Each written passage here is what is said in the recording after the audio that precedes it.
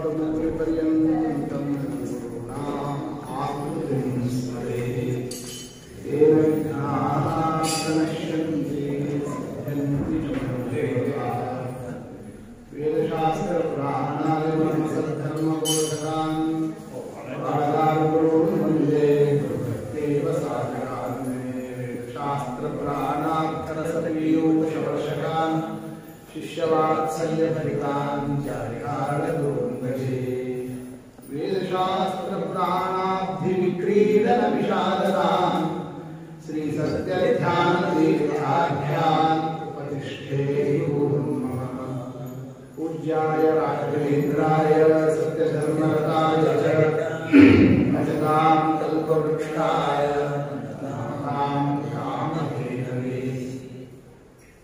श्रीमद्रमारमणसङ्कीर्तिपादसङ्गीत व्याख्यानाददलितानिरदुष्टदर्पं दुर्वादिवारणविदारणदक्षदीक्षम् अक्षोभ्यमृगराजमहं नमामि। प्रथमो हनुमान् नाम द्वितीयो भीमैव च पूर्णप्रज्ञस्तृतीयस्तु भगवत्कार्यसाधकः। श्रीविष्णोर्नवमिपादाब्ज मन्दिरं नखचन्दिरं कीरन्ति यत्र मणयः गीर्वाणं कुटालयः।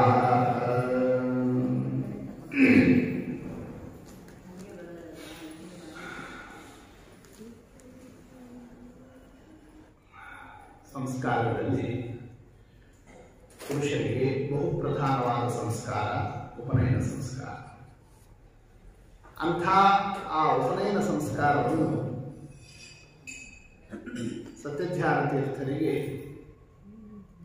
ಶುಭ ಮುಹೂರ್ತದಲ್ಲಿ ಜಯಾಚಾರ್ಯರು ಅವರ ತಂದೆಗಳು ವಿಶಿಷ್ಟ ಕ್ರಮದಿಂದ ಅನುಷ್ಠಾನವನ್ನು ಮಾಡ್ತಾ ಇದ್ದರೆ ಸಮಭಾಸಿ ಮನೋಭವಂ ಕಾಣಿಸ್ತಾ ಇದ್ದಾರಂತೆ. ವಾಮನದೇವರಂತೆ ಯಾರು ಸತ್ಯಧ್ಯಾನ ತೀರ್ಥರು ವಿರಾಜಿಸ್ತಕ್ಕಂಥ ಇದು ಕೊಡಿ ಆ ಒಂದು ದಿವ್ಯ ಆ ಒಂದು ತೇಜಸ್ಸನ್ನು ತೋರಿಸ್ತಾ ಇದ್ದಾರೆ. ಆ ಉಪನಯನ ಮಹೋತ್ಸವದಲ್ಲಿ ಅನೇಕ ಸಂಭ್ರಮದ ಚಿತ್ರಣವನ್ನು ತಗೊಂಡಿದ್ದಾರೆ. ಮುದೇವ ಚ ಕೋಪಿ ನದ್ವಿಜಃ ವರವಸ್ತ್ರಾಂಕಿತ ದಕ್ಷಿಣಾದಿಭಿಃ. ವಸ್ತ್ರದಾನ, ದಕ್ಷಿಣಾದಾನ, ಎಲ್ಲದಕ್ಕಿಂತ ಮುಖ್ಯ ಪರಿಪೂರಿತ ಲಡ್ಡುಕೋದರಾಹ. ಲಡ್ಡು ಮಾಡಿಸಿದ್ರು. ಆ ಲಡ್ಡು ತಿಂದವರು ನ ಜನ ಮಾ ಸಮಪಕ್ಷತಾಕ್ಷುಧ. ಒಂದು ತಿಂಗಳು ಊಟ ಬೇಡ ಅಷ್ಟು ಆ ಒಂದು ಅದ್ಭುತ ವೈಭವದಿಂದ ನಡೆಸಿದ್ದಾರೆ. ಶ್ರುತಿ ಮಂತ್ರ ಸಂಗ್ರಹ ಅದರಂತೆಯೇ ಯೋಗ್ಯ ರೀತಿಯಿಂದ ಆ ಒಂದು ಗಾಯತ್ರಿ ಆದಿ ಉಪದೇಶಗಳು ನಡೆದಿರೋಣ. ಉಪನಯನ ಆದ ಮೇಲೆ ವಿಶೇಷವಾಗಿ ಅಧ್ಯಯನದ ಆರಂಭ. ಮೊದಲಿಗೆ ಅಥ ವೇದವಚಾಂಸ್ಯ ಪಾಠಯತೆ. ವೇದಗಳನ್ನೇ ಪಾಠವನ್ನು ಮಾಡಿದ್ದಾರೆ ಸೇತುರಾಮಾಚಾರ್ಯ. ಆತವಾಯ ಪಾಣಿನೇ ಸಪಿತಾ. ಪಾಣಿನಿ ಅಂದರೆ ವ್ಯಾಕರಣಶಾಸ್ತ್ರ. ಅಂತಹ ವೇದ ಮತ್ತು ವ್ಯಾಕರಣ ಅವರ ತಂದೆಗಳಿಂದ ಅವರಿಗೆ ಅದರ ಅಧ್ಯಾಪನ. ಎಲ್ಲದಕ್ಕಿಂತ ಮುಖ್ಯ ಮುಖದಾಂ ಅಕರೋನ್ ನಿಜಾಂ ಕೃತಿಂ ಸಮಹಾಭಾರತ ನಿರ್ಣಯಾತ್ಮಿಕ.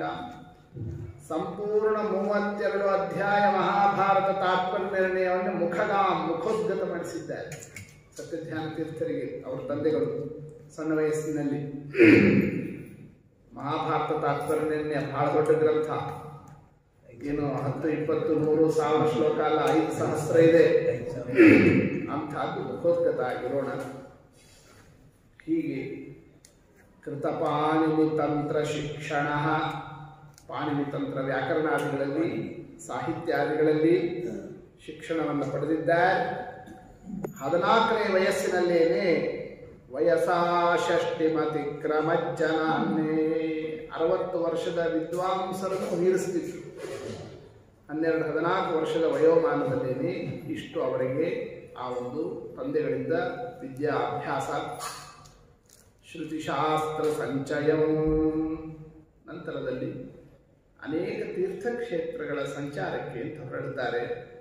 ಮಗನನ್ನು ಕರ್ಕೊಂಡಿದ್ದಾರಂತೆ, ಸೇತುರಾಮಾಚಾರ್ಯರನ್ನು ಕರ್ಕೊಂಡು.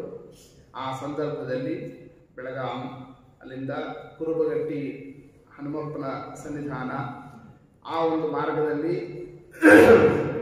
ಸಸುತೋ ಯತಿ ರಾಜವಾದಿರಾಟ್, ವಾದಿರಾಜರ ಸನ್ನಿಧಾನ ಸೋದೆ, ಅಲ್ಲಿಗೆ ಹೋಗಿದ್ದಾರೆ.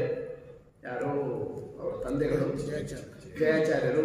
ಅಲ್ಲಿಂದ ಮುಂದೆ ಕ್ರತುಪತ್ತನ ಮಾಗತ ಕೃತಿ, ಕ್ರತುಪತ್ತನ ಅಂದರೆ ಗದಗಿಗೆ ಬಂದಿದ್ದಾರೆ. ಅಲ್ಲಿಂದ ಮುಂದೆ ಪ್ರಗತೋ ನವಪೇಟಿಕಾಂ ತತಃ, ನವಪೇಟಿಕಾ ಅಂತ ಯಾರು ಕರೀತಾರೆ? ಹೊಸಪೇಟೆ. ನವಪೇಟಿಕಾ, ಹೊಸಪೇಟೆಗೆ ನವಪೇಟಿಕಾ ಅಂತ ಅದಕ್ಕೆ ಹೆಸರು. ಅಲ್ಲಿ ಬಂದಾಗ ಅಲ್ಲಿ ಸುದ್ದಿ ಅವರ ಕಿವಿಗೆ ಬೀಳ್ತಾ ಇದೆ. ಏನಂತ? ಸ್ವಾಮಿಗಳು ಅಂದರೆ ಸತ್ಯವೀರ ತೀರ್ಥರು ಸ್ವಲ್ಪ ದೇಹದಲ್ಲಿ ಶಾಂತರಾಗಿದ್ದಾರೆ ಅಂತ ಅನ್ನೋದು. ತಥ ಆದಿಮ ವೇದಿಕಾ ಆಗತಂ, ಅಲ್ಲಿಂದ ಮುಂದೆ ಆದಿಮ ವೇದಿಕಾ. ಆದಿಮ ಅಂದ್ರೆ ಮೊದಲು, ವೇದಿಕಾ ಅಂದ್ರೆ ಕಟ್ಟೆ, ಮೊದಲಗಟ್ಟಿ ಪ್ರಾಣದೇವಿ. ಅಲ್ಲಿ ಬಂದಾಗ ಅಲ್ಲಿ ಹರಕಲ್ಪುರ ಭೀಮ ನಾಮಕಃ ಕನಕೋ ಮುಂಡರಗಿ ನಿವಾಸವಾನ್ನೇ. ಮುಂಡ್ರಗಿ ಕನಕರಾಯರು, ಹೆರಕಲ್ ಭೀಮರಾಯರು ಅವರಿಬ್ಬರನ್ನು ಕಳಿಸಿದ್ದಾರೆ. ಗುರು ಸಂದೇಶಹರಹ, ಗುರುಗಳು ಇವರನ್ನು ಕರ್ಕೊಂಡ್ಬರ್ರಿ, ಆಶ್ರಮ ಕೊಡಬೇಕು ಇವರಿಗೆ ಅಂತ ಸತ್ಯವೀರ ತೀರ್ಥರು ಯಾರಿಗೆ? ಜಯಾಚಾರ್ಯರಿಗೆ ಮುಂದಿನ ಪೀಠವನ್ನು ನೀಡತಕ್ಕಂತಹ ಸಂದೇಶವನ್ನು ತಿಳಿಸೋಣ. ಅದರಂತೆಯೇ ಸತ್ಯವೀರ ತೀರ್ಥರ ಸನ್ನಿಧಾನಕ್ಕೆ ಮೊದಲಗಟ್ಟಿ ಈ ದಡದಲ್ಲಿದೆ, ಮಧ್ಯದಲ್ಲಿ ತುಂಗಾ ನದಿ, ಆ ಕಡೆಗೆ ಮೊದಲಗಟ್ಟಿ ಇದೆ, ಈ ಕಡೆಗೇನೆ ಕೊರ್ಲಂಗಿ. ಇವರು ಬೃಂದಾವನ ಇರೋದು ಸತ್ಯವೀರ ತೀರ್ಥರು. ಆ ಸ್ಥಳಕ್ಕೆ ಧಾವಿಸಿಕೊಂಡು ಬರ್ತಾರೆ. ಅಲ್ಲಿ ಉಪಲಭ್ಯ ತುರೀಯಮಾಶ್ರಮಂ, ಅಲ್ಲಿ ಅವರಿಗೆ ಸನ್ಯಾಸದ ಚತುರ್ಥಾಶ್ರಮದ ಪ್ರಾಪ್ತಿ. ಅದರಂತೆಯೇ ಮುಂದಿನ ಒಂದು ಪೀಠದಲ್ಲಿ ವಿರಾಜಿಸ್ತಕ್ಕಂಥದ್ರಲ್ಲಿ ತಂ ಸತ್ಯಧೀರಂ ಪದವಾಕ್ಯಧೀರಾಹ, ಏನಂತ ಅವರಿಗೆ ನಾಮ? ಸತ್ಯಧೀರರು. ಅಂದರೆ ಸತ್ಯವೀರ ತೀರ್ಥರಿಂದ ಮುಂದೆ ಬಂದಂತಹ ಸಾಮ್ರಾಜ್ಯದಲ್ಲಿ ಸತ್ಯಧೀರ ತೀರ್ಥರು ಅಂತ ವಿರಾಜಿಸ್ತಾ ಇದ್ದಾರೆ. ಅಥ ಪಿತರಮವೇಕ್ಷಣ್ಯಾಸಿನಂ ಸೇತುರಾಮ ಸ್ಮಿತಲವದನ ಶ್ರೀಪದಪುತ್ರತ್ವಭಾಗ್ಯಃ. ಅಲ್ಲಿವರೆಗೂ ಬರೀ ಸೇತುರಾಮಾಚಾರ್ಯರು, ಈಗ ಶ್ರೀಪಾದಪುತ್ರರು ಅಂತ ಆಯ್ತು. ಶ್ರೀಪದಪುತ್ರತ್ವಭಾಗ್ಯಃ, ಯಾಕೆ ತಂದೆಗಳು ಪೀಠಾಧಿಪತಿಗಳಾಗಿದ್ದಾರೆ. ಆ ಒಂದು ಸಂದರ್ಭದಲ್ಲಿ ಮಠದಲ್ಲಿ ಒಳ್ಳೆಯ ಗೌರವ ಆಧಾರದಿಂದ ವಿರಾಜಿಸ್ತಕ್ಕಂತಹ ಸಂದರ್ಭದಲ್ಲಿ ಪಾಠಯನ್ ಉಪನಿಷತ್ ವಚನಾನಿ, ಆಗ ತಂದೆಗಳಲ್ಲಿ ಸತ್ಯಧೀರ ತೀರ್ಥರಲ್ಲಿ ವೇದಾಂತವನ್ನು ಅಧ್ಯಯನವನ್ನು ಮಾಡುತ್ತಾರೆ. ಉಪನಿಷತ್ತುಗಳು, ಭಾಷ್ಯಾದಿ ಗ್ರಂಥಗಳು. ಆ ಅಧ್ಯಯನದ ಸಂದರ್ಭದಲ್ಲೇನೆ ಬೇರೆ ಬೇರೆ ಶಾಸ್ತ್ರಾಂತರಗಳ ಅಧ್ಯಯನ ಆಗಬೇಕು ಅಂತ ಆ ಸಂದರ್ಭದಲ್ಲಿ ಅನೇಕ ವಿದ್ವಾಂಸರನ್ನು ಕರೆಸ್ತಾರೆ, ದೊಡ್ಡ ದೊಡ್ಡ ವಿದ್ವಾಂಸರು.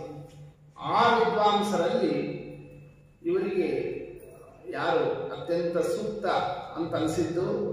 ರಂಗಂ ಪೇಟಪುರ ರಾಘವ ನಾಮ ತರ್ಕತಂತ್ರ ಕುಶಲಸ್ತತ ಕೀರ್ತಿ. ರಂಗಪೇಟಪುರ ರಾಘವ ನಾಮ, ರಂಗಂಪೇಟೆ ರಾಮಾಚಾರ್ಯರು ಅಂತ ತರ್ಕಶಾಸ್ತ್ರದಲ್ಲಿ ಬಹಳ ದೊಡ್ಡ ವಿದ್ವಾಂಸರು. ಅವರಿಂದ ತರ್ಕಶಾಸ್ತ್ರದ ಅಭ್ಯಾಸ ಯಾರಿಗೆ? ಸೇತುರಾಮಾಚಾರ್ಯರಿಗೆ. ಇನ್ನು ತಮ್ಮ ಬುದ್ಧಿಯಿಂದಲೇ ಇತರ ಶಾಸ್ತ್ರಗಳ ಪ್ರಮುಖ ಗ್ರಂಥಗಳನ್ನೆಲ್ಲ ತಾವೇ ಅಧ್ಯಯನವನ್ನು ಮಾಡಿದ್ದಾರೆ. ಜೈಮಿನೀಯ ನಿಚಯಂ ನಿಜ ಬುದ್ಧ್ಯ, ಜೈಮಿನೀಯ ಶಾಸ್ತ್ರ ಅಂದರೆ ಮೀಮಾಂಸಾ, ಅದನ್ನು ಸ್ವಬುದ್ಧಿಯಿಂದಲೇ ತಾವು ಅಷ್ಟು ಅದರ ಪರಿಶ್ರಮವನ್ನು ಪಟ್ಟರು ಅಂತ ಕಥಾ. ಹೀಗೆ ಅನೇಕ ಶಾಸ್ತ್ರಗಳಲ್ಲಿ ನಿಷ್ಣಾತರಾಗಿದ್ದಾರೆ. ಯೋಗಿರಾಡಗಮದುತ್ತರ ದೇಶಂ, ಪೀಠಾಧಿಪತಿಗಳು ಸತ್ಯಧೀರರು ತಂದೆಗಳೇ. ಇವರು ಒಳ್ಳೆ ಶಾಸ್ತ್ರದಲ್ಲಿ ನಿಷ್ಣಾತರಾದರು.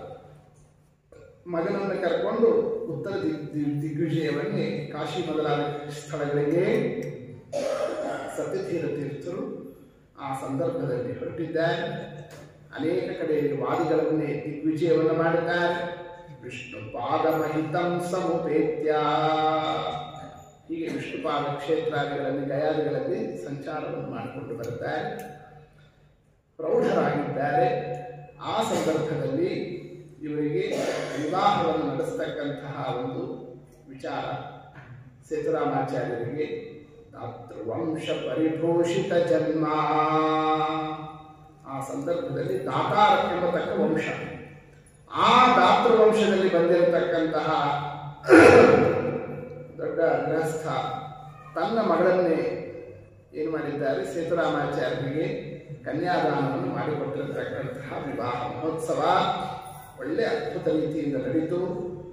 ಆ ವಿವಾಹ ಆದ ಮೇಲೆ ಇವರು ತಮ್ಮ ಪತ್ನಿ ಜೊತೆಗೆ ಗೃಹಸ್ಥಾಶ್ರಮ ನಡೆಸ್ತಕ್ಕ ಸಂದರ್ಭದಲ್ಲಿ ಹೆಂಡತಿ ಮನೆಗೆ ಬಂದಾಗ ಆಗ ಅಂತಾರಂತೆ, ಪೂರ್ವಮೇವ ಸಮುಪಾಗತ ವಿದ್ಯಾ ಕಾಮಿನಿ ನಿರತಮಾನ ಸಮೇನಂ ನಾಥಮಾನತಮುಖಿ ಸದಮರ್ಷ ಲೋಕದೇವ ಸುದತಿ ಗೃಹಮಾಪ್ತ. ಹೆಂಡತಿ ಅಂದ್ರಂತೆ, ನೀ ಬರೋದು ನನ್ನ ಕೈ ಹಿಡ್ಕೊಂಡಿಯಾ, ಆದರೆ ನಿನಗಿಂತ ಮೊದಲೇ ನನ್ನ ಮದುವೆ ಯಾಕೆ ಹೋಗಿದೆ ಅಂತ ಯಾರು ಸೇತುರಾಮ. ಪೂರ್ವಮೇವ ಸಮುಪಾಗತ ಕಾಮಿನಿ, ಯಾವ ಕಾಮಿನಿ? ವಿದ್ಯಾ ಕಾಮಿನಿ ನಿರತಮಾನ ಸಮೇನಂ, ವಿದ್ಯೆ ಎಂಬತಕ್ಕಂತಹ ಆ ಕಾಮಿನಿಯಲ್ಲಿ ನಾನು ಆಸಕ್ತನಾಗಿಬಿಟ್ಟೀನಿ. ಅಂದೇನು ನನ್ನ ಕೈ ಹಿಡ್ಕೊಂಡು ನೀನು ಆನಂದ ಪಡ್ತೀಯಾ ಅಂತಂತ ಯಾರಂದ್ರಂತೆ ಸೇತುರಾಮಾಚಾರ್ಯ ಹಾಸ್ಯ ಮಾಡಿದ್ರಂತೆ. ಪೂರ್ವಗಾಮಾಗತವತಿ ಖಲ್ ಸೀತೆ, ಅವರ ಹೆಸರು ಸೀತಾಬಾಯಿ. ಸತ್ಯಧ್ಯಾನ ತೀರ್ಥರ ಪೂರ್ವಾಶ್ರಮದ ಪತ್ನಿಯರ ಹೆಸರು ಸೀತಾಬಾಯಿ. ರಾಮಣೀಯಕ ಗುಣ ರಮಣೀಯಂ, ಅದಕ್ಕೆ ಅವರಂತ ಇದ್ದಾರಂತೆ, ಲಜ್ಜಯಾನತಮುಖಿ ಸಮವೋಚತೆ ತಮ್ರರಕ್ಷ ವಿನಿರ್ಗತ ಕಾಂತ್ಯ. ಅವರೇನಂದ್ರಂತೆ ಉತ್ತರ ಕೊಡಬೇಕಾದ್ರೆ ಅವ್ರ ಮನೆಯವರು, ವೈದಿಕಾಯ ಭವತೆ ಪರಿದಾಯ ನಂದತಿ ಪ್ರಭುಧರಿ ಮಮ ತಾತಃ. ಬಹಳ ಶ್ರೀಮಂತರಂತೆ ಅವರಪ್ಪ. ಯಾರು? ಅವರ ಪತ್ನಿಯ ತಂದೆಗಳು ದಾತಾರ ವಂಶದವರು, ಲಕ್ಷಾಂತರ ರೂಪಾಯಿ ಇರುವಂಥವ್ರು, ಬಹಳ ಶ್ರೀಮಂತರಿದ್ದರು. ಪ್ರಭುಧನಿ ಇದ್ದದ್ದು, ಬೇಕಾದ ಐಶ್ವರ್ಯ ಇದೆ ನಮ್ಮಪ್ಪನಿಗೆ. ಅಂತ ನಮ್ಮಪ್ಪ ನಿಮಗೆ ಕನ್ಯಾದಾನ ಯಾಕೆ ಮಾಡಿಕೊಟ್ರು, ಏನ್ ನೋಡಿಕೊಟ್ರು? ವೈದಿಕಾಯ ಭವತೆ ಪರಿದಾಯ, ವೈದಿಕ ಬ್ರಾಹ್ಮಣ ಕೊಟ್ಟಿದ್ದಾರೆ. ಬರುತ್ತೆ ಯತ್ ಪ್ರಸಂಗ ಬಲತಃ, ಏನ್ ನೋಡಿಕೊಟ್ಟಿದ್ದಾರೆ ಅವರು? ನಿಮ್ದು ರಕ್ತ ನೋಡಿಕೊಟ್ರೇನು? ನಿಮ್ಮ ವಿದ್ಯಾ ನೋಡಿ ಅದಕ್ಕೆ ನಿಮಗೆ ಕನ್ಯಾದಾನವನ್ನು ಮಾಡಿರ್ತಕ್ಕಂಥದ್ದು. ಆದ್ದರಿಂದ ಯಾವ ವಿದ್ಯೆ ಇರೋದರಿಂದ ನಮ್ಮ ತಂದೆ ನಿಮಗೆ ನನ್ನನ್ನು ಕನ್ಯಾದಾನ ಮಾಡಿಕೊಟ್ರು, ಆ ವಿದ್ಯಾ ಸೇವಾಕ್ಕೆ ಅನುಗುಣವಾಗಿ ನಿಮ್ಮ ಸೇವಾ ಮಾಡ್ತೀನಿ ನಾನು ಅಂತ ಯಾರಂತ ಇದ್ದಾರೆ?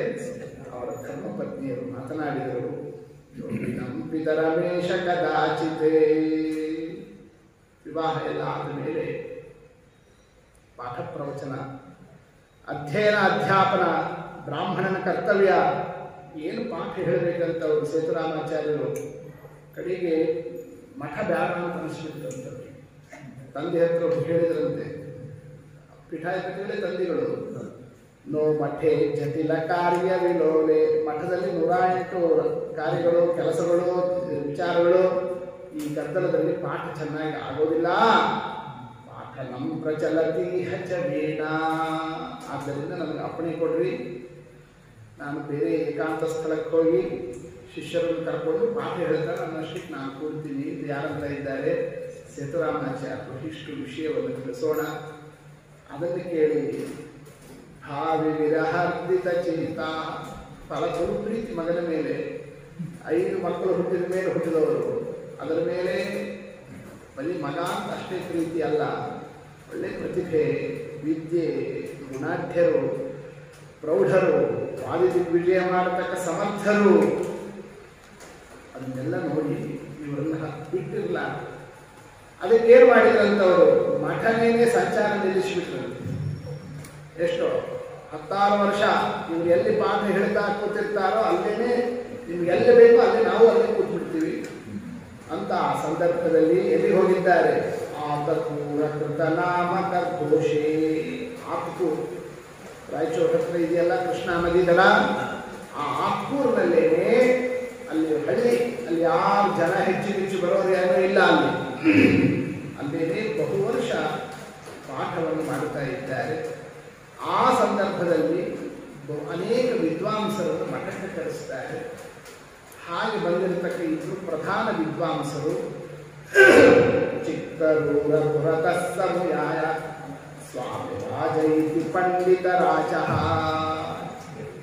ಆ ಕಾಲದಲ್ಲಿ ದೊಡ್ಡ ಪಂಡಿತರವರು ಚಿಕ್ಕೇರೂರು ಸ್ವಾಮಿರಾಯಾಚಾರ್ಯರು ಅಂತ ಹರಪನಹಳ್ಳಿಯಲ್ಲಿದ್ದಂಥವರು. ಅವರು ಬಹಳ ತಪಸ್ವಿಗಳು. ಗಂಗಾ ಪ್ರತ್ಯಕ್ಷ ಅಂತ ಅವರೆಲ್ಲ ಕಥಾದಲ್ಲಿ ಬರ್ತದೆ. ಅವರು ಬಂದಿದ್ದಾರೆ. ಮತ್ತೊಬ್ಬರು ಪಂಡಿತರು ಬಂದಿರತಕ್ಕಂಥವರು ನಾಮ ರಂಗ ವಿಬೋಧೋಗ್ರ ಯಶಸ್ಶ್ರೀ ಕಸ್ತೂರಿ ರಂಗಾಚಾರ್ಯ, ಶ್ರೀ ವೈಷ್ಣವ ಪಂಡಿತರು. ಅವರು ನ್ಯಾಯಶಾಸ್ತ್ರದಲ್ಲಿ ಬಹಳ ದೊಡ್ಡ ವಿದ್ವಾಂಸರು.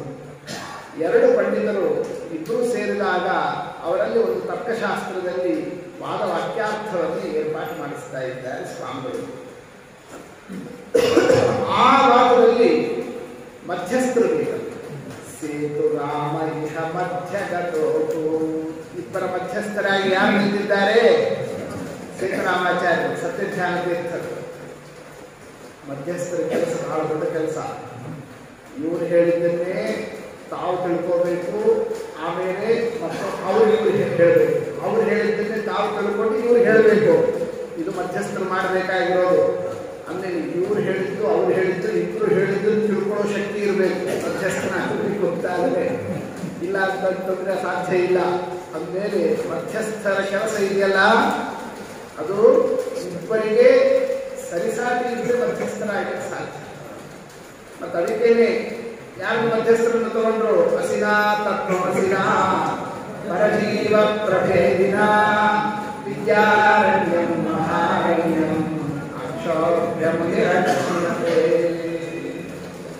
ವಿದ್ಯಾರಣ್ಯರಿಗೂ ಅಕ್ಷೋಭ್ಯತೀರ್ಥರಿಗೂ ಆ ಒಂದು ವಾದಯುದ್ಧ ನಡೆದಾಗ ಆಗ ಮಧ್ಯಸ್ಥರು, ಯಾಕೆ ಇವರು ಹೇಳಿದ್ದು ಅವ್ರು ಹೇಳಿದ್ದು ಎರಡನ್ನೂ ತಿಳ್ಕೊಂಡು ತೀರ್ಮಾನ ಕೊಡೋರಾಗಬೇಕಲ್ಲ ಮಧ್ಯಸ್ಥರು ಅಂತಂದ್ರೆ. ಯಾರು ಮಧ್ಯಸ್ಥರು? ವೇದಾಂತಾಚಾರ್ಯ ನಾಮ. ವೇದಾಂತ ದೇಶಿಕರು. ಇಂಥ ವಿದ್ವಾಂಸರು ವೇದಾಂತ ದೇಶಿಕರು ಅಂತಂದ್ರೆ ಸಾಮಾನ್ಯ ವ್ಯಕ್ತಿಗಳಲ್ಲ ವೇದಾಂತ ದೇಶಿಕರು. ಇನ್ನೂ ನಿಜವಾಗಿ ಹೇಳಬೇಕು ಅಂತಂದರೆ ವಿಶಿಷ್ಟಾದ್ವೈತ ಮತದಲ್ಲಿ ರಾಮಾನುಜಾಚಾರ್ಯರಿಗಿಂತ ಹೆಚ್ಚಿನ ಕೆಲಸನೇ ಅವ್ರಿಗೂ ಅಂತ ಅನಿಸ್ತದೆ. ಯಾರ್ದು? ವೇದಾಂತ ದೇಶಿಕ. ಅಷ್ಟು ಏನೇ ಗ್ರಂಥಗಳನ್ನು ನಿರ್ಮಾಣ ಮಾಡಿದ್ದಾರೆ. ಎಲ್ಲದರಲ್ಲೂ ಗ್ರಂಥ. ಕವಿತಾರ್ಕಿಕ ಸಿದ್ಧಾಂತವರು ಕವಿಗಳು ಹೌದು, ತಾರ್ಕಿಕರು ಹೌದು. ಅಂಥ ಸಿಂಹ ಯಾರು? ವೇದಾಂತ ದೇಶಿಕರು. ಅದ್ಭುತ ಪ್ರತಿಭಾ. ಶತದೂಷಣಿ ಮೊದಲಾಗಿರತಕ್ಕ ಗ್ರಂಥವನ್ನು ನಿರ್ಮಾಣವನ್ನು ಮಾಡಿದ್ದಾರೆ. ಅದರಂತೆ ನ್ಯಾಯ ಪರಿಶುದ್ಧಿ, ನ್ಯಾಯ ಸಿದ್ಧಾಂಜನ, ಅನೇಕ ಗ್ರಂಥಗಳು ವೇದಾಂತ ದೇಶಿಕರು ರಚಿಸಿರ್ತಕ್ಕಂಥದ್ದು. ದೊಡ್ಡ ಗ್ರಂಥಕಾರರು. ಇನ್ನು ಅದರ ಮೇಲೆ ವಿಷ್ಣು ಭಕ್ತಿ ಬಹಳ, ಶ್ರೀ ವೈಷ್ಣವರು. ಆ ಸಂದರ್ಭದಲ್ಲಿ ಶೈವ ವೈಷ್ಣವ ಸಂಘರ್ಷಗಳು ನಡೆಯುವ ಕಾಲ. ಶಿವನನ್ನು ಆರಾಧಿಸುವವರು ಶೈವರು ನಮ್ಮದೇ ಕ್ಷೇತ್ರದಲ್ಲಿ ನಮ್ಮದೇ ಆಗಿರಬೇಕು, ಸ್ಥಳ ನಮ್ಮದೇ ಆಗಿರಬೇಕು, ಊರು ನಮ್ಮದೇ ಆಗಿರಬೇಕು, ರಸ್ತೆ ನಮ್ಮದೇ ಆಗಿರಬೇಕು ಅಂತ ಅವರು ಇವರು ವಿವಾದಗಳು ಇದೆಲ್ಲ ಆಗ ಶೈವ ವೈಷ್ಣವ ಸಂಘರ್ಷದ ಅನೇಕ ಚರಿತ್ರೆಗಳು ಹೋಗಿದ್ದಾರೆ. ಏನು ಮಾಡಿದ್ರಂತೆ ಇವರಿಗೆ? ಇವರ ವಿರೋಧಿಗಳು ಇವರು ಮನೆ ಮುಂದೆ ವೇದಾಂತ ದೇಶಿಕರ ಮನೆ ಮುಂದೆ ಏನು ಮಾಡಿದ್ದಾರೆ? ಚಪ್ಪಲಿ ತಂದು ಬರೀ ಚಪ್ಪಲಿ ಹಾಕಿದ್ರು. ಅಷ್ಟು ಇವರಿಗೆ ಪ್ರತಿರೋಧ. ಇವರು ಎಂಥ ಚತುರರು ಅಂತಂದ್ರೆ ಅದನ್ನೆಲ್ಲ ನೋಡಿದರು. ಆಗ ಒಂದು ಗ್ರಂಥನೇ ಬರೆದ್ಬಿಟ್ರು, ಪಾದುಕಾ ಸಹಸ್ರ ಮಾಡಿದರು. ಗೊತ್ತಾಯ್ತಲ್ಲ, ಪಾದುಕೆಗಳ ಬಗ್ಗೆ ಒಂದು 1000 ಶ್ಲೋಕ ಮಾಡಿದ್ದಾರೆ. ಬರೀ ಪಾದುಕೆಯ ಬಗ್ಗೆ 1000 ಶ್ಲೋಕಗಳು. ಪಾದದ ಬಗ್ಗೆ ಅಲ್ಲ. ಯಾರ ಪಾದುಕೆ? ರಾಮದೇವರ ಪಾದುಕೆ ಅಂತ ರಾಮದೇವರ ಪಾದುಕೆಯನ್ನು ಇಟ್ಟುಕೊಂಡು ಸಹಸ್ರ ಶ್ಲೋಕಗಳನ್ನು ನಿರ್ಮಾಣವನ್ನು ಮಾಡಿ, ಆದ್ದರಿಂದ ನಾವು ನನಗೆ ಹರಿಭಕ್ತರ ಪಾದ ರಕ್ಷಾನೇ ರಕ್ಷೆ ಅಂತಂತಂದ್ರು ಯಾರು ಅವರು ಆ ಶ್ಲೋಕದಲ್ಲಿ ಎಲ್ಲ ಬಲು ಚಮತ್ಕಾರದ ಮಾತನಾಡೋರು ವೇದಾಂತ ದೇಶಿಕರು, ಬಹಳ ದೊಡ್ಡ ವಿದ್ವಾಂಸರು.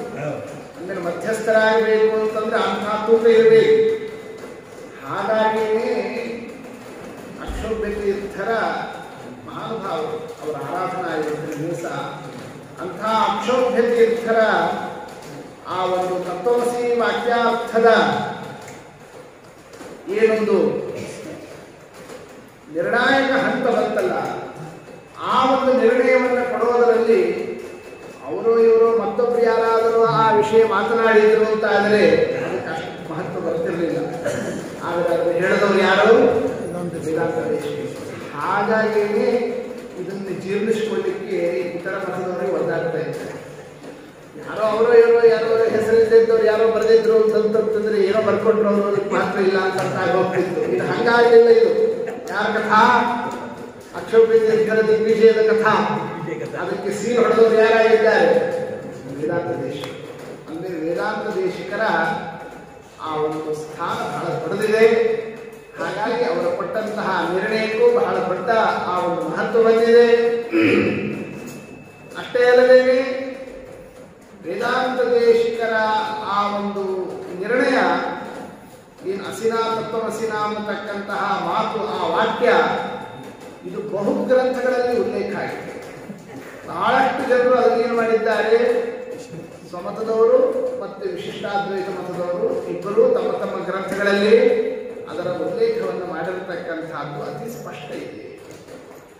ಇವನ್ನೆಲ್ಲವನ್ನು ನೋಡುತ್ತಾ ಹೊರಟಾಗ ಇತ್ತೀಚೆಗೆ ವಿದ್ಯಾರಣ್ಯರಲ್ಲಿ ಅಕ್ಷೋಭ್ಯ ತೀರ್ಥರು ತತ್ವಮಸಿ ವಾಕ್ಯಾರ್ಥದಲ್ಲಿ ಪರಾಜಯವನ್ನು ಕಥಾವನ್ನು ಅವಲಾಪ ಮಾಡುವ ಪ್ರಯತ್ನವನ್ನು ಏನು ಮಾಡಿದ್ದಾರೆ, ಅದು ವ್ಯರ್ಥ ಪ್ರಯತ್ನ. ಅದು ಯಾವ ರೀತಿಯಲ್ಲೂ ಕೂಡ ಮಹತ್ವ ಸಿಗೋದಿಲ್ಲ. ಅದು ಪ್ರಾಮಾಣಿಕ ವಿಷಯ ಆಗೋದಿಲ್ಲ. ಪರಮ ಪ್ರಾಮಾಣಿಕ ಇದು ಯಾವುದದು? ಅಕ್ಷೋಭ್ಯ ಮುನಿರಚ್ಛಿನತೆ ವಿದ್ಯಾರಣ್ಯೋ ಮಹಾರಣ್ಯೋ ಅಕ್ಷೋಭ್ಯ ಮುನಿರಚ್ಛಿನತೆ. ಕೆಲವರು ಆಕ್ಷೇಪ ಮಾಡೋರಿದ್ದಾರೆ ಈ ಶ್ಲೋಕದ ಬಗ್ಗೆ. ಯಾವುದು? ಅಸಿನಾ ತತ್ವಮಸಿನಾ, ಈ ಶ್ಲೋಕ ಸರಿ ಇಲ್ಲ, ವೇದಾಂತ ದೇಶಿಕರು ಮಾಡಲಿಕ್ಕೆ ಸಾಧ್ಯ ಇಲ್ಲ ನೋಡಿ ಅವ್ರದೊಂದು ಮಾತು. ಯಾಕೆ? ಕಾರಣ ಅವರು ಯುಕ್ತಿಯುಕ್ತವಾಗಿ ವ್ಯವಸ್ಥಿತವಾಗಿ ಮಾತನಾಡತಕ್ಕ ಗ್ರಂಥಕಾರರು ವೇದಾಂತ ದೇಶಿಕರು, ಅಬದ್ಧ ಬರೆಯವರಲ್ಲ ಅವರು. ಈ ಶ್ಲೋಕನೇ ಸರಿ ಇಲ್ಲ. ಯಾಕೆ ಸರಿ ಇಲ್ಲ? ಇಲ್ಲೇನು ಹೇಳಿದ್ದಾರೆ ಹೇಳ್ರಿ? ಅಸಿನಾ ತತ್ವಮಸಿನಾ. ತತ್ವಮಸಿನೇ ಒಂದು ಅಸಿ. ಅಸಿ ಅಂದ್ರೆ ಖಡ್ಗ. ಆ ಖಡ್ಗವನ್ನು ಹಿಡಿದು ಅಕ್ಷೋಭ್ಯ ತೀರ್ಥರು ವಿದ್ಯಾರಣ್ಯವನ್ನು ಕತ್ತರಿಸಿದರು. ಅರಣ್ಯ ಅಂದ್ರೆ ಕಾಡು. ಕಾಡನ್ನು ಕಡಿಬೇಕು ಅಂತಾದರೆ ಖಡ್ಗ ಬೇಕು, ಕೊಡಲಿ ಬೇಕು. ಕಾಡನ್ನೇ ಖಡ್ಗದಿಂದ ಕಡಿತಾರೆ ಎಂದಾದರೂ ಕೂಡ. ಅಂದರೆ ಅಸಿನಾ ತತ್ವಮಸಿನ, ತತ್ವಮಸಿ ಎಂಬತಕ್ಕ ಖಡ್ಗದಿಂದ ಅಕ್ಷೋಭ್ಯ ತೀರ್ಥರು ವಿದ್ಯಾರಣ್ಯ ಎಂಬತಕ್ಕ ಕಾಡನ್ನು ಕತ್ತರಿಸಿದರು ಅಂತ ಶ್ಲೋಕ ಹೆಂಗ ಸರಿ ಕಾಣಿಸ್ತದೆ? ಕಾಡನ್ನು ಕತ್ತರಿಸಬೇಕಾದರೆ ಯಾವುದಿರಬೇಕು ಕೈಯಲ್ಲಿ? ಕೊಡ್ಲಿ ಬೇಕೇ ಹೊರತು ಖಡ್ಗ ತಗೊಂಡು ಕತ್ತರಿಸೋದು ಅಂತನ್ನುವುದು ಅಸಂಬದ್ಧ. ಶ್ಲೋಕ ಅಸಮರ್ಪಕ. ಇಂಥ ಶ್ಲೋಕವನ್ನೇ ವೇದಾಂತ ದೇಶಿಕರು ಮಾಡಲಾರರು. ಬಹಳ ದೊಡ್ಡ ಕವಿಗಳವರು ಹೀಗೆ ಅವ್ಯವಸ್ಥಿತ ಶ್ಲೋಕ ಬರೆಯೋದೆಲ್ಲ ಎಂದು ಅವರು ನಡೆಸೋರಲ್ಲ. ಅಂಥ ಶ್ಲೋಕ ಇದಾಗಿದೆ ಅಂತಂದ ಮೇಲೆ ಈ ಶ್ಲೋಕವನ್ನು ಅವರು ಬರದೇ ಇಲ್ಲ. ಅವ್ರು ಬರದೇ ಇಲ್ಲ ಅಂತಂದ್ರೆ ಈ ವಾದನೆ ನಡೆದಿಲ್ಲ. ಅಂದ್ಮೇಲೆ ಸುಮ್ಮನೆ ಇವರೆಲ್ಲ ಇಟ್ಟು ಪ್ರಚಾರ ಮಾಡ್ತಾ ಹೊರಟಿದ್ದಾರೆ ನೋಡಿ. ಹೀಗೆ ಆಧುನಿಕರಾಗಿ ಕೆಲವರೆಲ್ಲ ಆಕ್ಷೇಪವನ್ನು ಮಾಡತಕ್ಕಂತಹ ಸಂದರ್ಭ ಬಂದಾಗ ಅದಕ್ಕೆ ನಮ್ಮ ಆಚಾರ್ಯರು ಮಣಿಮಂಜರಿ ವೈಭವದಲ್ಲಿ ಬಲು ಚೆಂದಾಗಿ ಉತ್ತರವನ್ನು ನೀಡುತ್ತಾ ಏನಂತ ಉತ್ತರವನ್ನು ಕೊಟ್ಟಿದ್ದಾರೆ ಅವರು? ಅಸಿನಾ ತತ್ವಮಸಿನಾ ಪರಜೀವ ಪ್ರಭೇದಿನ. ತತ್ವಮಸಿ ಎಂಬತಕ್ಕ ಖಡ್ಗದಿಂದ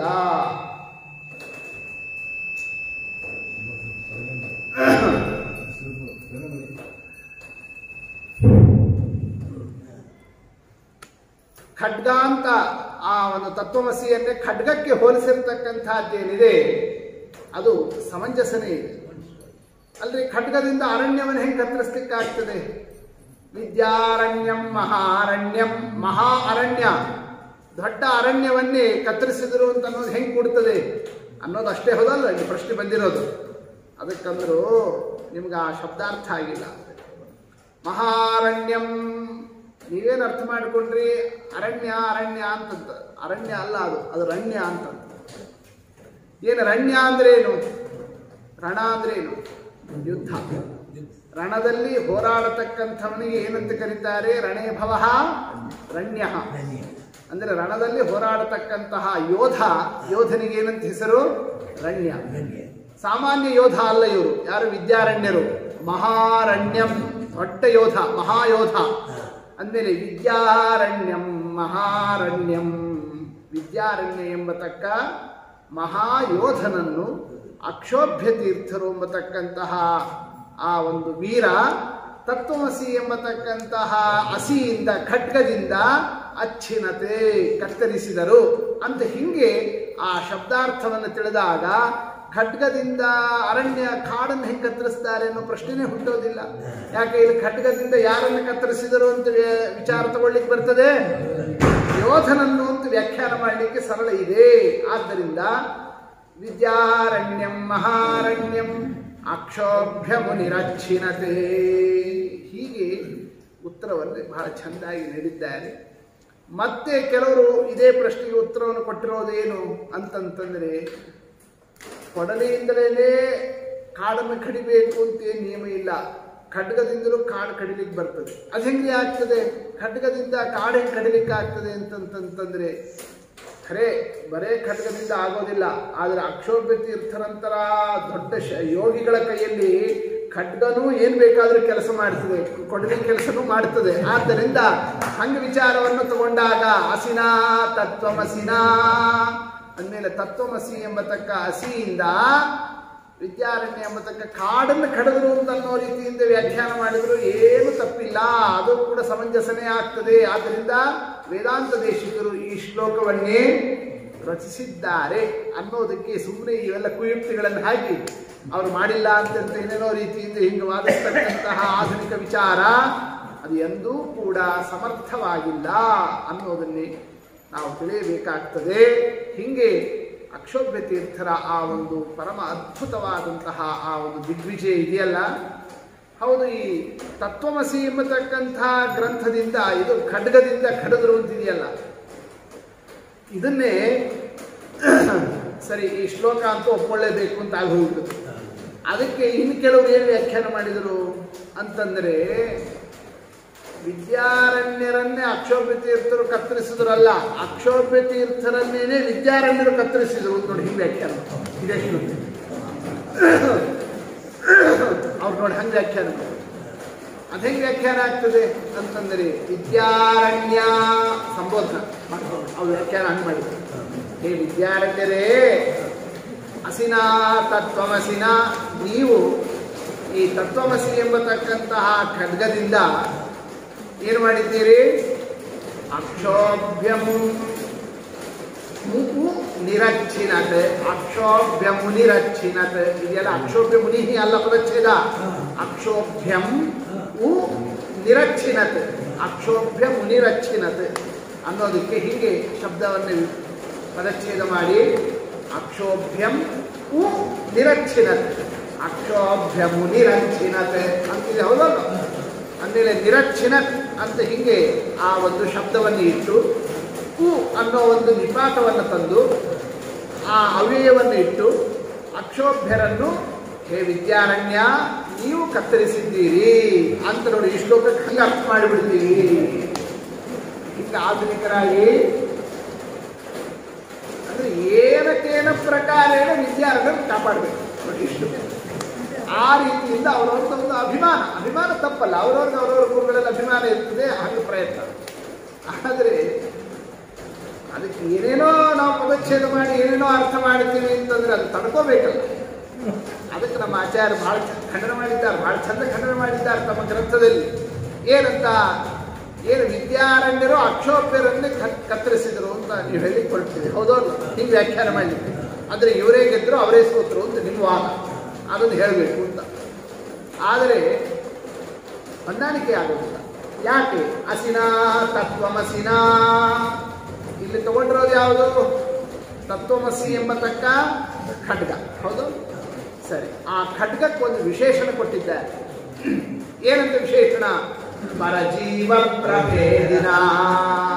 ಪರ ಅಂದ್ರೆ ಪರಮಾತ್ಮ, ಜೀವ ಅಂದ್ರೆ ಜೀವಾತ್ಮ. ಅಂತಹ ಪರ ಜೀವ ಪರಮಾತ್ಮನಿಗೂ ಜೀವಾತ್ಮನಿಗೂ ಪ್ರಭೇದಿನ, ಭೇದವನ್ನು ಸಮರ್ಥಿಸತಕ್ಕ ಅಸಿನಾ ತತ್ವಮಸಿನ, ಅಂಥ ತತ್ವಮಸಿ ಎಂಬ ಖಡ್ಗದಿಂದ. ಅಂದ್ರೆ ಬರೀ ತತ್ವಮಸಿಯನ್ನೇ ಖಡ್ಗ ಅಂತ ಹೇಳಿಲ್ಲ, ಆ ತತ್ವಮಸಿ ಎಂಬತಕ್ಕ ಖಡ್ಗ ಏನಾಗಿದೆ? ಪರಮಾತ್ಮ ಜೀವಾತ್ಮರಲ್ಲಿ ಭೇದವನ್ನು ಸಮರ್ಥನೆ ಮಾಡುತ್ತಾ ಇದೆ ಅನ್ನೋದನ್ನು ಅವರು ಹೇಳಿದ್ದಾರೆ. ಭೇದ ಸಮರ್ಥನೆ ಮಾಡೋ ಖಡ್ಗದಿಂದ ವಿದ್ಯಾರಣ್ಯರು ಅಕ್ಷೋಭ್ಯ ತೀರ್ಥರನ್ನು ಸೋಲಿಸ್ತಾರೋ, ಅಕ್ಷೋಭ್ಯ ತೀರ್ಥರು ವಿದ್ಯಾರಣ್ಯರನ್ನು ಸೋಲಿಸ್ತಿರ್ತಾರೆ. ಹೆಂಗೆ ವ್ಯಾಖ್ಯಾನ ಮಾಡಬೇಕು ಆ ಶ್ಲೋಕಕ್ಕೆ ನೀವು ಹೇಳಿ ನೋಡೋಣ. ಆದ್ದರಿಂದ ಪರಜೀವ ಪ್ರಭೇದಿನ, ಅದೇ ಅವರು ತೊಡಕಾಯಿತು. ಪರಜೀವ ಪ್ರಭೇದಿನ ಅನ್ನೋ ಮಾತನ್ನು ಕೂಡಿಸ್ಲಿಕ್ಕೆ ಬರೋದಿಲ್ಲ.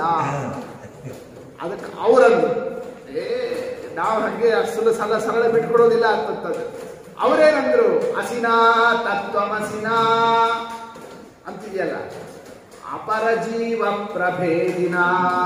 ನೋಡ, ಅಲ್ಲದ ಅಕಾರ ಸೇರಿಸ್ಕೊಂಡ್ಬಿಟ್ಟು ಅಸಿನಾ ತತ್ವಮಸಿನಾ ಪರಜೀವ ಪ್ರಭೇದಿನ ಅಂತಾಯ್ತಲ್ಲ. ನಾತ್ ದೀರ್ಘ ಇದೆಯಲ್ಲ, ಅಂದ್ರೆ ಒಂದು ಆ ಸೇರಿಸ್ಕೊಂಡ್ಬೇಡ.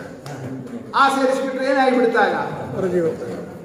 ಅಪರ ಜೀವ ಪ್ರಭೇದಿನ ಅಂದ್ರೆ ಪರಮಾತ್ಮ ಮತ್ತು ಜೀವಾತ್ಮ ಅವರಿಬ್ಬರಲ್ಲಿ ಭೇದ ಇಲ್ಲ ಅನ್ನೋದನ್ನು ಸಮರ್ಥಿಸೋ ವಾಕ್ಯ ಅದು. ಯಾವುದು? ಅಸಿನಾ ತತ್ವಮಸಿನಾ ಅಂದ್ರೆ ಭೇದ ಸಮರ್ಥನೆ ಮಾಡೋ ವಾಕ್ಯ ಆಗಿಲ್ಲ.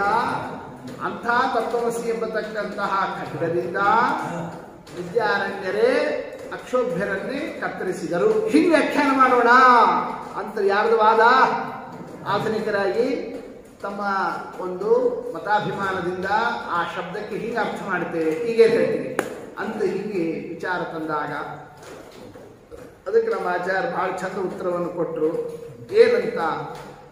ತತ್ವಮಸಿಯನ್ನೇ ಅಸಿ ಅಂದ್ರೆ ಖಡ್ಗ, ಅದರಲ್ಲಂತೂ ಡಿಸ್ಪ್ಯೂಟ್ ಇಲ್ಲ. ಯಾಕೆ? ತತ್ವಮಸಿ ಅಂತ ಈಗ ಖಡ್ಗನೇ ಆಗಬೇಕು, ಅದನ್ನಂತೂ ನಾವು ಬದಲಾಯಿಸ್ಲಿಕ್ಕೆ ಆಗೋದಿಲ್ಲ. ನಮ್ಮ ಪ್ರಕಾರ ಅರ್ಥ ಏನು? ತತ್ವಮಸಿ ಎಂಬತಕ್ಕ ಅಸಿ, ಅಸಿ ಅಂದ್ರೆ ಖಡ್ಗ, ಪರ ಜೀವ ಪರಮಾತ್ಮ ಜೀವಾತ್ಮ ಅವರಲ್ಲಿ ಭೇದ ಸಮರ್ಥನೆ ಮಾಡ್ತಾ ಇದೆ ಅಂತ ನಾವು ವ್ಯಾಖ್ಯಾನ ಮಾಡಿದ್ವಿ. ನೀವೇನು ವ್ಯಾಖ್ಯಾನ ಮಾಡಿದ್ರಿ? ಪರಮಾತ್ಮನಿಗೂ ಜೀವಾತ್ಮನಿಗೂ ಭೇದ ಇಲ್ಲ ಅನ್ನೋದನ್ನು ಸಮರ್ಥನೆ ಮಾಡ್ತಾ ಇದೆ. ಯಾವುದು? ಈ ತತ್ವಮಸಿ ಎಂಬತಕ್ಕ ಖಡ್ಗ ಅಲ್ಲ. ಆದ್ರೆ ತಿಳ್ಕೋಬೇಕು ನಾವು, ಖಡ್ಗದ ಕೆಲಸ ಒಂದಿರೋದು ಎರಡು ಮಾಡ್ತದೋ, ಎರಡಿರೋದನ್ನು ಒಂದು ಮಾಡ್ತದೋ? ಆಚಾರ್ಯ ಕೇಳಿ, ಪ್ರಶ್ನೆ ಕೇಳಿ. ಖಡ್ಗ ಯಾವತ್ತೂ ಕೂಡ ಏನು ಕೆಲಸ ಮಾಡುತ್ತದೆ? ಖಡ್ಗ ತಗೊಂಡು ಹೊಡೆದ್ರೆ ಏನಾಗ್ತದೆ? ಒಂದಿರೋದು ಎರಡಾಗ್ತದೆ, ಹೌದಾ? ಅಂದ ಮೇಲೆ ಖಡ್ಗ ಯಾವತ್ತೂ ಕೂಡ ಯಾವುದರ ಸಮರ್ಥನೆ ಮಾಡ್ತದೆ? ರೈತ ಸಮರ್ಥನೆ ಮಾಡ್ತದೆ, ಎರಡನ್ನು ಸಮರ್ಥನೆ ಮಾಡ್ತದೆ ಹೊರತು ಎರಡನ್ನು ಒಂದು ಮಾಡೋದಿಲ್ಲ. ಅಂದ ಮೇಲೆ ಇದು ಯಾವ ಕೆಲಸಕ್ಕಿರೋ ಖಡ್ಗ ಅಂತ ಇದ್ದೋ? ಖಡ್ಗ ಅಂದ ಮೇಲೆನೆ ತತ್ವಮಸಿ ಅನ್ನೋದು ಒಂದು ಖಡ್ಗ ಅಂತ ಯಾವಾಗ ಅದನ್ನು ಹೇಳಿದರೋ ಆಗ್ಲೇನೆ ಏನಂತ ನಾವು ತಗೋಬೇಕದು? ಅಪರಜೀವ ಪ್ರಭೇದಿನ ಅಲ್ಲ, ಪರಜೀವ ಪ್ರಭೇದಿನ. ಪರಮಾತ್ಮನಿಗೂ ಜೀವಾತ್ಮನಿಗೂ ಭೇದ ಸಮರ್ಥನೆಯೇ ಇರೋದು ಯಾವ ಖಡ್ಗ? ಈ ತತ್ವಮಸಿ ಎಂಬತಕ್ಕ ವಾಕ್ಯ ಅನ್ನೋದನ್ನು ಅರ್ಥ ಮಾಡಿಕೊಳ್ಳಿ. ಆದ್ದರಿಂದ ಸ್ವಕಪೋಲ ಕಲ್ಪಿತವಾಗಿ ಏನೇನೋ ಒಂದು ಪದಚ್ಛೇದವನ್ನು ಮಾಡಿ ಹೆಣಗಾಡಿ ಯಾವುದೋ ಒಂದು ರೀತಿಯಿಂದ ಈ ತತ್ವಮಸಿ ವಾಕ್ಯಾರ್ಥದಲ್ಲಿ ಅಕ್ಷೋಭ್ಯ ತೀರ್ಥರು ವಿದ್ಯಾರಣ್ಯರನ್ನು ಪರಾಜಯಗೊಳಿಸಿರತಕ್ಕ ಕಥಾವನ್ನೇ ಹೆಂಗಾದರೂ ಅದನ್ನೇ ಅಪಲಾಪ ಮಾಡಿಬಿಡೋಣ ಎಂಬ ಪ್ರಯತ್ನವನ್ನು ಮಾಡಿದರೆ ಅವು ಯಾವುದೂ ಕೂಡ ನಿಲ್ಲಲಾರದು. ಕೃಷ್ಣ ಪರಮಾತ್ಮ ಭಗವದ್ಗೀತಾದಲ್ಲಿ ಹೇಳಿದ್ನೋ ಇಲ್ಲೋ? ಏನಂತ ಹೇಳಿದ? ವ್ಯವಸಾಯಾತ್ಮಿಕ ಬುದ್ಧಿ ಏಕೇಹ ಕುರುನಂದನ ಬಹುಶಾಖಾಹ್ಯನಂತಾಶ್ಚ ಬುದ್ಧಯೋ ಅವ್ಯವಸಾಯಿನ. ಅರ್ಜುನ, ವ್ಯವಸಾಯಾತ್ಮಿಕ ಪ್ರಮಾಣ ಸಿದ್ಧವಾದ ನಿರ್ಧಾರಿತವಾದ ವಿಷಯ ಸತ್ಯ ಏಕೆ ಒಂದೇ ರೀತಿ ಇರ್ತದೆ. ಈ ಅಸತ್ಯ ಇದೆಯಲ್ಲ, ಸುಳ್ಳಾಡೋದಿದೆಯಲ್ಲ, ಕಲ್ಪಿತವಾಗಿ ಏನೇನೋ ವಿಚಾರವನ್ನು ಮಾಡೋದು, ಬುದ್ಧಯ ಅವ್ಯವಸಾಯಿನ ಅವು ಬಹುಶಾಖ ಒಂದೊಂದ್ಸಲ ಒಂದೊಂದು ರೀತಿ, ಹಿಂಗೆ ಯಾಕೆ ಮಾಡಬಾರ್ದು ಹಂಗೆ ಯಾಕೆ ಮಾಡಬಾರ್ದು ಏನೇನೋ ಏನು ಮಾಡ್ತಾರೆ ಅವರು, ಅವ್ಯವಸ್ಥಿತವಾಗಿ ವಿಚಾರವನ್ನು ಮಾಡೋರು ಹಂಗೆ ಹೋಗ್ತಿರ್ತಾರೆ. ಹಂಗೆ ಅಸಿನ ತತ್ವಮಸಿನ ಅನ್ನೋ ವಾಕ್ಯಕ್ಕೆ ಅದಕ್ಕೆ ಅವ್ಯವಸಾಯಿಗಳು ಯಾವುದೋ ಒಂದು ರೀತಿಯಿಂದ ಏನೇನೋ ಅರ್ಥವನ್ನು ಮಾಡಿದರೆ ಅವ್ಯಾವುದೂ ಕೂಡ ಅದು ವ್ಯವಸಾಯಾತ್ಮಕ ಬುದ್ಧಿ ಆ ಒಂದು ಸ್ಥಾನದಲ್ಲಿ ನಿಲ್ಲೋದಿಲ್ಲ ಅನ್ನೋದನ್ನು ನಾವು ಮನಗಾಣಬೇಕಾಗ್ತದೆ. ಹೀಗೆ ತತ್ವಮಸಿ ಎಂಬತಕ್ಕಂತಹ ವಾಕ್ಯದಿಂದ ಅಕ್ಷೋಭ್ಯ ತೀರ್ಥರೇನೇ ಏನು ಮಾಡಿದ್ದಾರೆ, ಅವರು ವಿಚಾರಗಳನ್ನು ಪರಾಜಯಗೊಳಿಸಿದ್ದಾರೆ ಅನ್ನೋದೇ ಸತ್ಯ. ಇನ್ನೊಂದು ವಿಚಾರ ಬರ್ತದೆ ಅಲ್ರಿ, ತತ್ವಮಸಿ ಅನ್ನೋ ಮಾತಿನ ಅರ್ಥ ಏನು? ತತ್ ತ್ವಂ ಅಸಿ, ತತ್ ಆ ಪರಮಾತ್ಮನೇ, ತ್ವಂ ನೀನು, ಅಸಿ ಆಗಿರುವೆ. ಅಂದರೆ ಆ ಪರಮಾತ್ಮನೇ ನೀನು ಆಗಿರುವೆ ಅನ್ನೋ ಮಾತು ಜೀವನಿಗೆ ಹೇಳುವಾಗ ಅಂದರೆ ಪರಮಾತ್ಮನೇ ಜೀವಾತ್ಮ ಇಬ್ರು ಒಂದು ಅನ್ನೋ ಅರ್ಥ ಹೇಳ್ತಾ ಇದೆ. ಅಂದಮೇಲೆ ತತ್ವಮಸಿ ಅನ್ನೋ ವಾಕ್ಯ ಯಾವುದನ್ನು ಸಮರ್ಥನ ಮಾಡ್ತಾ ಇದೆ? ಜೀವಾತ್ಮ ಪರಮಾತ್ಮರಲ್ಲಿ ಐಕ್ಯ ಸಮರ್ಥನ ಮಾಡ್ತಾ ಇದೆ. ಅದು ಭೇದ ಸಮರ್ಥನ ಮಾಡ್ತಾನೇ ಇಲ್ಲ. ಅಂಥ ವಾಕ್ಯವನ್ನೇ ನೀವು ಅಸಿ ಖಡ್ಗ ಅಂತ ಹೇಳಿದ್ದು, ಪರಜೀವ ಪ್ರಭೇದಿನ ಅದು ಭೇದವನ್ನು ಹೇಳ್ತದೆ ಅಂತ ಹೇಳಿದ್ದು, ಇದೆಲ್ಲ ಸುಮ್ಮನೆ ನೀವು ಮೇಲ್ನೋಟದ ಮಾತಿನ ಒಂದು ಹಾರಾಟನೆ ಹೊರತು ಆ ತತ್ವಮಸಿ ವಾಕ್ಯದ ಅರ್ಥವನ್ನು ನಾವು ನೋಡುತ್ತಾ ಹೊರಟಾಗ ಅದು ಹೆಂಗ್ರಿ ಹೊಂದಾಣಿಕೆ ಆಗ್ತದೆ, ಆಗ್ತಿಲ್ಲಲ್ಲ ಅಂತ ಪ್ರಶ್ನೆ ಬರ್ತದಲ್ಲ ಅಂತ ವಿಚಾರ ಮಾಡಿದರೆ ಅದಕ್ಕೆ ನಮ್ಮ ಶ್ರೀಮದಾಚಾರ್ಯರು ತತ್ವನಿರ್ಣಯದಲ್ಲಿ ತತ್ವಮಸಿ ವಾಕ್ಯಾರ್ಥವನ್ನು ತಿಳಿಸ್ತಕ್ಕಂತಹ ಸಂದರ್ಭದಲ್ಲಿ ಅಭೇದದಲ್ಲಿ ಒಂದೂ ಪ್ರಮಾಣ ಇಲ್ಲ, ಭೇದದಲ್ಲೇನೇ ಎಲ್ಲ ಪ್ರಮಾಣಗಳು ಇದ್ದಾವೆ. ಭೇದವನ್ನು ಸಮರ್ಥನ ಮಾಡಲಿಕ್ಕೆ ಯಾವ ಪ್ರಮಾಣ ಇದೆ ಅಂತಂದ್ರೆ ತತ್ವಮಸಿ ಈ ವಾಕ್ಯನೇ ಪ್ರಮಾಣ. ಸಾತ್ಮ ತತ್ವಮಸಿ ಶ್ವೇತಕೇತೋ, ಈ ಒಂದು ಯಾವುದು ತತ್ವಮಸಿ ಅನ್ನೋ ವಾಕ್ಯ ಏನು ನೀವು ಐಕ್ಯಕ್ಕೆ ಪ್ರಮಾಣ ಅಂತ ಹೇಳ್ತಿರಲ್ಲ, ಅದೇ ವಾಕ್ಯನೇ ಯಾವುದಕ್ಕೆ ಪ್ರಮಾಣ? ಭೇದ ಸಾಧನ ಮಾಡ್ತಾ ಇದೆ. ಪರಜೀವ ಪ್ರಭೇದಿನ ಅದು ಹೆಂಗೆ? ತತ್ ತ್ವಂ ಅಸಿ ಅಂತಿದ್ದಾಗ ಅದು ಭೇದವನ್ನು ಹೆಂಗೆ ಸಮರ್ಥನ ಮಾಡ್ತದೆ ಅಂತಂತಂದ್ರೆ ಅದಕ್ಕೆ ಅಸಿನಾ ತತ್ವಮಸಿನ, ಅಸಿನಾ ಅಕಾರ ಇದೆ ಹೌದಲ್ಲ, ಅಸಿನಾ ತತ್ವಮಸಿನ ಅಂದ್ರೆ ಅತತ್ವಮಸಿ ಅಂತ ಪದಚ್ಛೇದ. ಸಾತ್ಮ ಅತತ್ವಮಸಿ, ತತ್ವಮಸಿ ಅಲ್ಲ ಅದು, ಮತ್ತೇನದು? ಅತತ್ವಮಸಿ. ಗೊತ್ತಾಯ್ತಲ್ಲ, ಅತತ್ ತ್ವಂ ಅಸಿ. ತ್ವಂ ಹೇ ಶ್ವೇತಕೇತೋ, ಹೇ ಶ್ವೇತಕೇತುವೇ ನೀನು, ತ್ವಂ ಅತತ್ ಆ ಪರಮಾತ್ಮ ಅಲ್ಲ, ಹಾಗೆ ಅಸಿ ಹಂಗಿದ್ದೀಯಾ ಪರಮಾತ್ಮ ಅಂತ ನಿನ್ನೇನೆ ನಾನೇ ದೇವರು ಅಂತ ತಿಳ್ಕೊಂಡ್ಬಿಡ್ಬೇಡೋ, ಏನ್ ಬೇಕಾದ್ರೂ ಮಾಡ್ತೀನಿ ಅಂತ, ನೀನು ಆ ಪರಮಾತ್ಮ ಆಗಿಲ್ಲ ಅನ್ನೋದನ್ನೇ ಹೇಳ್ತಾ ಇದೆ. ಅಂದೇನೆ ನೀವು ತತ್ವ ತ್ವಂ ಅಸಿ ಅಂತ ಇಟ್ಕೊಂಡು ನೀವೇನೋ ವಿಚಾರ ಮಾಡ್ತಾ ಇದ್ದೀರಿ, ಆದ್ರೆ ಅಲ್ಲಿರೋದು ಏನದು? ಅತತ್ ತ್ವಂ ಅಸಿ ಅಂದ್ಮೇಲೆ ಅದು ತತ್ವಮಸಿ ಶಬ್ದನೇ ಅಲ್ಲ, ಅದು ಏನು ಶಬ್ದ? ಅದು ಅತತ್ವಮಸಿ, ಅತತ್ ತ್ವಂ ಅಸಿ ಅಂತ ಹಿಂಗ ಪದಚ್ಛೇದವನ್ನು ತಗೊಂಡು ಅದು ಭೇದವನ್ನೇ ಸಮರ್ಥನ ಮಾಡ್ತಾ ಇದೆ. ಆದ್ದರಿಂದ ಅಸಿನ ಅತತ್ವಮಸಿನ, ತತ್ವಮಸಿನ ಅಲ್ಲ, ಅಸಿನ ಅತತ್ವಮಸಿನ ಪರಜೀವ ಪ್ರಭೇದಿನ ವಿದ್ಯಾರಣ್ಯಂ ಮಹಾರಣ್ಯಂ ಅಕ್ಷೋಭ್ಯ ಮುನಿರಚ್ಛಿನತೆ.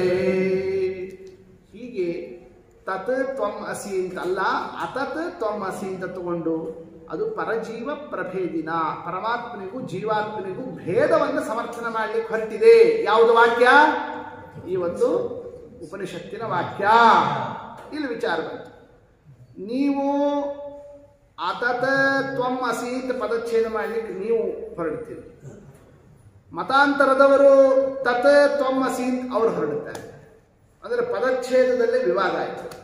ಈಗ ತತ್ ತ್ವಂ ಅಸಿ ಅಂತ ಮಾಡಬೇಕೆ, ಅತತ್ ತ್ವಂ ಅಸಿ ಅಂತ ಮಾಡಬೇಕು?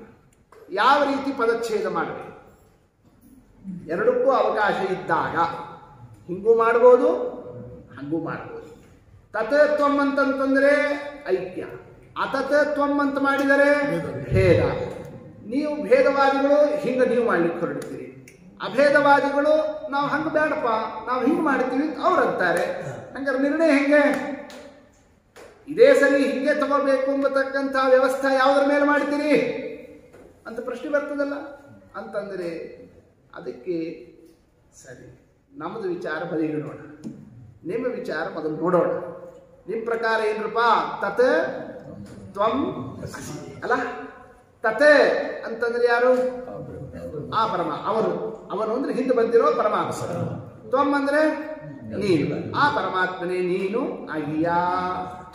ಸರಿ, ತತ್ ಅಂದ್ರೆ ಆ ಪರಮಾತ್ಮ ಅಂದ್ರೆ ಯಾವ ಪರಮಾತ್ಮ? ಆ ಪರಮಾತ್ಮ ಅನ್ನೋ ಆ ಮಾತಿನ ಅರ್ಥ ಏನು? ಹಿಂದೆ ಯಾವ ಪರಮಾತ್ಮನ ಬಗ್ಗೆ ಬಂದಿದೆಯೋ ಆ ಪರಮಾತ್ಮ. ಹೌದು, ಹಿಂದೆ ಯಾವ ಪರಮಾತ್ಮನ ಬಗ್ಗೆ ಮಾತು ಬಂದಿದೆ? ಸರ್ವಜ್ಞನಾದ, ಸರ್ವಶಕ್ತನಾದ, ಸರ್ವಕರ್ತೃವಾದ ಪರಮಾತ್ಮನ ಬಗ್ಗೆ ಮಾತು ಬಂದಿದೆ. ಗೊತ್ತಾಯ್ತಲ್ಲ? ಸರ್ವಜ್ಞ, ಸರ್ವಶಕ್ತ, ಸರ್ವಕರ್ತ ಅಂಥ ಪರಮಾತ್ಮನ ಬಗ್ಗೆ ಹಿಂದೆ ಬಂದಿದೆ. ಆ ಪರಮಾತ್ಮನೇ ನೀನಾಗಿಯಾ ಅನ್ನೋ ಅರ್ಥ ನಿಮ್ಮ ಅದ್ವೈತಕ್ಕೆ ಸಮ್ಮತನೇ. ಅದ್ವೈತ ಮತದ ಪ್ರಕಾರ ಸರ್ವಜ್ಞನಾದ, ಸರ್ವಶಕ್ತನಾದ, ಸರ್ವಕರ್ತೃವಾದಂತಹ ಪರಮಾತ್ಮನೇ ನೀನು ಜೀವ ಅನ್ನೋ ಅರ್ಥ ಅವರಿಗೆ ಸಮ್ಮತ ಅಲ್ಲ. ಕಾರಣ ಸರ್ವಜ್ಞನಾಗಿರೋ ವ್ಯಕ್ತಿ, ಅಲ್ಪಜ್ಞನಾದ ಜೀವ ಎಂಬೋ ವ್ಯಕ್ತಿ ಇಬ್ರು ಒಂದಾಗಲಿಕ್ಕೆ ಸಾಧ್ಯ ಇಲ್ಲ. ಯಾಕೆ? ಇವ ಸರ್ವಜ್ಞ, ಅವ ಅಸರ್ವಜ್ಞ, ಅವ ಅಲ್ಪಜ್ಞ. ಅಂದ್ರೆ ಇಬ್ರು ಒಂದು ಅಂತ ಅನ್ನೋ ರೀತಿ ಅರ್ಥ ಮಾಡಲಿಕ್ಕೆ ಬರೋದಿಲ್ಲ. ಅದಕ್ಕೆ ಅವರೇನು ಅರ್ಥ ಮಾಡ್ತಾರೆ? ಸರ್ವಜ್ಞನಾದ ಪರಮಾತ್ಮ ಅನ್ನೋಲ್ಲಿ ಸರ್ವಜ್ಞನಾದ ಅನ್ನೋದನ್ನು ಕಟ್ ಮಾಡ್ತಾರೆ, ಬರೀ ಆತ್ಮ ಅಷ್ಟೇ ಇಟ್ಕೊಳ್ಳ. ಇಲ್ಲಿ ಅಲ್ಪಜ್ಞನಾದ ಜೀವ ಅನ್ನೋಲ್ಲಿ ಅಲ್ಪಜ್ಞನಾದ ಅನ್ನೋದನ್ನು ಕಟ್ ಮಾಡ್ಬಿಡ್ತಾರೆ. ಮತ್ತೇನರ್ಥ ಇಟ್ಕೊಳ್ಳೋಣ? ಆತ್ಮ ಅಷ್ಟೇ ಇಟ್ಕೊಳ್ಳೋಣ. ಅಂದ್ರೆ ಸರ್ವಜ್ಞನಾದ ಪರಮಾತ್ಮ, ಅಲ್ಪಜ್ಞನಾದ ಜೀವಾತ್ಮ, ಎರಡು ಕಡೆಯಲ್ಲೂ ಕೂಡ ನಾವು ತಗೊಳ್ಳೋದು ಆತ್ಮ ಆತ್ಮ. ಈ ಆತ್ಮ ಆತ್ಮ ಒಂದು, ಹಿಂಗೆ ಅರ್ಥ ನಾವು ಮಾಡ್ತೀವಿ. ಇದು ಯಾರಿಗೆ ಸಮ್ಮತ ವಿಚಾರ? ಅದ್ವೈತ ಮತಕ್ಕೆ ಹಿಂಗೆ ಸಮ್ಮತವಾದ ವಿಚಾರ. ಅಂದ್ರೆ ಪರಮಾತ್ಮನಿಗೂ ಜೀವಾತ್ಮನಿಗೂ ಕೂಡ ಐಕ್ಯ ಅಲ್ಲ, ಆತ್ಮ ಆತ್ಮಕ್ಕೆ ಐಕ್ಯ. ಈ ಅರ್ಥದಲ್ಲಿ ತತ್ವಮಸಿ ಅನ್ನೋ ವಾಕ್ಯವನ್ನು ನಾವು ಯೋಜಿಸ್ತೇವೆ. ಜಗತ್ತಿನಲ್ಲಿ ಇರೋದು ಒಂದೇ ಆತ್ಮ ಅನ್ನೋದನ್ನು ಈ ಒಂದು ವಾಕ್ಯದಿಂದ ಸಮರ್ಥನೆ ಮಾಡ್ತೇವೆ. ಅಂತಂದ್ರೆ ಆಗ ನಮ್ಮ ಶ್ರೀಮದಾಚಾರ್ಯರ ಸಿದ್ಧಾಂತದ ಪ್ರಕಾರ ಕೇಳ್ತೇವೆ. ಪ್ರಶ್ನೆ ಏನಂತ ಕೇಳಿದ್ದಾರೆ? ಸರ್ವಜ್ಞನಾದ ಪರಮಾತ್ಮ ಅನ್ನೋಲ್ಲಿ ಸರ್ವಜ್ಞನಾದ ಪರಮ ಅನ್ನೋ ರೆಕ್ಕಿ ಕತ್ತರಿಸಿ, ಈ ಕಡೆಯಿಂದ ಅಲ್ಪಜ್ಞನಾದ ಜೀವಾತ್ಮ ಅನ್ನೋಲ್ಲಿ ಅಲ್ಪಜ್ಞನಾದ ಜೀವ ಅನ್ನೋ ರೆಕ್ಕಿ ಕತ್ತರಿಸಿ ಆತ್ಮ ಆತ್ಮ ಒಂದು ಹಿಂಗೆ ಅರ್ಥ ಮಾಡಬೇಕಾದ್ರೆ ಈ ಶಬ್ದದಲ್ಲಿ ಬರೋ ಅರ್ಥದಲ್ಲಿ ಒಂದಿಷ್ಟು ಕತ್ತರಿಸಿದ್ರಿ, ಆ ಶಬ್ದದಿಂದ ಬರೋ ಅರ್ಥದಲ್ಲಿ ಒಂದಿಷ್ಟು ಕತ್ತರಿಸಿದ್ರಿ. ಬೇಕಾಗಿರುವಷ್ಟು ಆತ್ಮ ಅನ್ನೋದನ್ನು ಮಾತ್ರ ಉಳಿಸಿಕೊಂಡ್ರಿ, ಅದರಲ್ಲಿ ಐಕ್ಯವನ್ನು ಹೇಳಿಕ್ಕೆ ಹೋಗ್ತಾ ಇದ್ದೀರಿ. ಈ ರೀತಿ ಅರ್ಥವನ್ನು ಮಾಡಿದರೆ ತತ್ಶಬ್ದದ ಅರ್ಥನೂ ಸರಿಯಾಗಿ ತಗೊಳ್ಳಿಲ್ಲ, ತ್ವಂ ಶಬ್ದದ ಅರ್ಥನೂ ನೀವು ಸರಿಯಾಗಿ ತಗೊಳ್ಳಿಲ್ಲ. ಯಾಕೆ? ಬರೋ ಅರ್ಥದಲ್ಲಿ ಸ್ವಲ್ಪ ತಗೊಂಡ್ರಿ, ಸ್ವಲ್ಪ ಬಿಟ್ಬಿಟ್ರಿ. ನೀವು ಹಂಗೆ ಎರಡು ಶಬ್ದಕ್ಕೆ ಅರ್ಥದಲ್ಲಿ ಇತ್ಲಾಗೊಂದು ಅತ್ಲಾಗೊಂದು ಬಿಟ್ಟು ಅರ್ಥ ಮಾಡೋದಕ್ಕಿಂತ ತತ್ಶಬ್ದಕ್ಕೆ ಹಾಗೆ ಅರ್ಥ ಇಟ್ಕೊಳ್ಳೋಣ, ತ್ವಂ ಶಬ್ದಕ್ಕೂ ಹಾಗೆ ಅರ್ಥ ಇಟ್ಕೊಳ್ಳೋಣ. ಗೊತ್ತಾಯ್ತಲ್ಲ? ಅಸಿ ಅನ್ನೋ ಶಬ್ದಕ್ಕೆ ಮಾತ್ರ ಬೇರೆ ಅರ್ಥ ಮಾಡಬೇಡ. ಒಟ್ಟು ಮೂರು ಶಬ್ದ ಇದೆ, ತತ್ ತ್ವಂ ಅಸಿ. ಅಂದರೆ ಪರಮತದ ಪ್ರಕಾರ ಎರಡು ಶಬ್ದಕ್ಕೆ ಅರ್ಥವನ್ನು ಬದಲಾಯಿಸುವ ಪ್ರಯತ್ನ ಇದೆ. ಅಸಿ ಅನ್ನೋದಕ್ಕೆ ಅರ್ಥ ಉಳಿಸ್ಕೋತಾ ಇದ್ದಾರೆ. ನಾವೇನು ಮಾಡ್ತೀವಿ? ತತ್ ತ್ವಂ ಅನ್ನೋ ಎರಡು ಶಬ್ದದ ಅರ್ಥವನ್ನು ಹಾಗೆ ಉಳಿಸ್ಕೋತೀವಿ. ಅಸಿ ಅನ್ನೋದ್ರದ್ದು ಮಾತ್ರ ನಾವು ಅದಕ್ಕೆ ಬೇರೆ ಅರ್ಥ ಮಾಡ್ತೀವಿ. ಏನರ್ಥ? ತತ್ ಆ ಪರಮಾತ್ಮ, ತ್ವಂ ನೀನು, ಅಸಿ ಅವನಂತೆ ಇದ್ದೀಯಾ ಅಂತ ಅರ್ಥ ಮಾಡೋಣ. ಆ ಪರಮಾತ್ಮನೇ ನೀನು ಇದ್ದೀಯಾ ಅಲ್ಲ, ಆ ಪರಮಾತ್ಮ ಜೀವಾತ್ಮ ಇಬ್ಬರಲ್ಲಿ ಅಸಿ ಅಂತಂದ್ರೆ ಅವನಂತೆ ನೀನು ಸದೃಶೋಸಿ. ಹಾಗೆ ಅರ್ಥವನ್ನು ಮಾಡಿದಾಗ ಆಗ ಮೂರು ಶಬ್ದಗಳಲ್ಲಿ ಎರಡು ಶಬ್ದಕ್ಕೆ ಅರ್ಥ ಕೈ ಬಿಡೋದಕ್ಕಿಂತ ಒಂದು ಶಬ್ದಕ್ಕೆ ಮಾತ್ರ ಅರ್ಥವನ್ನು ನಾವು ಏನು ಮಾಡೋಣ? ಅಲ್ಲಿ ಸ್ವಲ್ಪ ವ್ಯತ್ಯಾಸವನ್ನು ಮಾಡಿ ಭೇದಪರವಾಗಿ ಅರ್ಥ ಮಾಡಿದಾಗ ಒಂದೇ ಶಬ್ದಕ್ಕೆ ಗೌಣಾರ್ಥ. ಅದ್ವೈತ ಪರವಾಗಿ ಅರ್ಥ ಮಾಡಲಿಕ್ಕೆ ಹೊರಟರೆ ಎರಡು ಶಬ್ದಕ್ಕೆ ಆಗ್ತೇವೆ. ಅಂದ ಮೇಲೆ ಯಾವುದು ಸರಿ ಅಂತಾಯ್ತು? ಈಗ ತತ್ವಮಸಿ ಅನ್ನೋದನ್ನೇ ನಾವು ತತ್ ತ್ವಂ ಅಂತ ಇಟ್ಕೊಂಡ್ರೂ ಕೂಡ ನಾವು ಭೇದ ಸಮರ್ಥನೆ ಮಾಡ್ತೀವಿ. ಅತತ್ ತ್ವಂ ಅಂತ ಇಟ್ಕೊಂಡ್ರಂತೂ ಭೇದನೇ ಸಮರ್ಥನೆ ಆಗ್ತದೆ. ಆದರೆ ನೀವು ಅತತ್ ತ್ವಂ ಅಂತ ಇಟ್ಕೊಂಡಾಗ ಐಕ್ಯ ಸಮರ್ಥನೆ ನಿಮ್ಗೆ ಅವಕಾಶನೇ ಇಲ್ಲ. ತತ್ ತ್ವಂ ಅನ್ನೋ ಪಕ್ಷದಲ್ಲೂ ಐಕ್ಯ ಸಮರ್ಥನೆಗೆ ಎರಡು ಶಬ್ದಕ್ಕೆ ಬೇರೆ ಬೇರೆ ಅರ್ಥ ಮಾಡಿಕೊಂಡು ಒದ್ದಾಡಬೇಕು ನೀವು. ಆದ್ದರಿಂದ ಎಲ್ಲ ರೀತಿಯಿಂದ ವಿಮರ್ಶೆ ಮಾಡಿದಾಗಲೂ ಕೂಡ ಶ್ರೀಮದಾಚಾರ್ಯರ ಸಿದ್ಧಾಂತದಲ್ಲಿ ಏನು ತತ್ವಮಸಿ ಎಂಬತಕ್ಕಂತಹ ಶಬ್ದದ ಅರ್ಥವನ್ನು ತಿಳಿಸಿರೋದಿದೆ ಅದೇನೇ ಅತ್ಯಂತ ಸಮಂಜಸವಾಗಿರತಕ್ಕ ವಿಷಯವಾಗುತ್ತದೆ.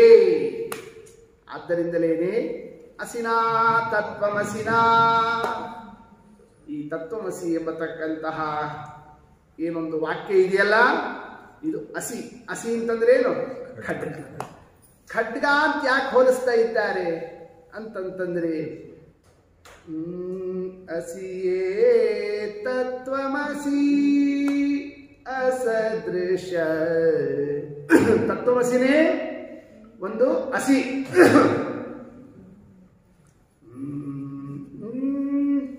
ಸಾನಿದ ಮಗ ಅಸಿಯೇ ತತ್ವಮಸಿ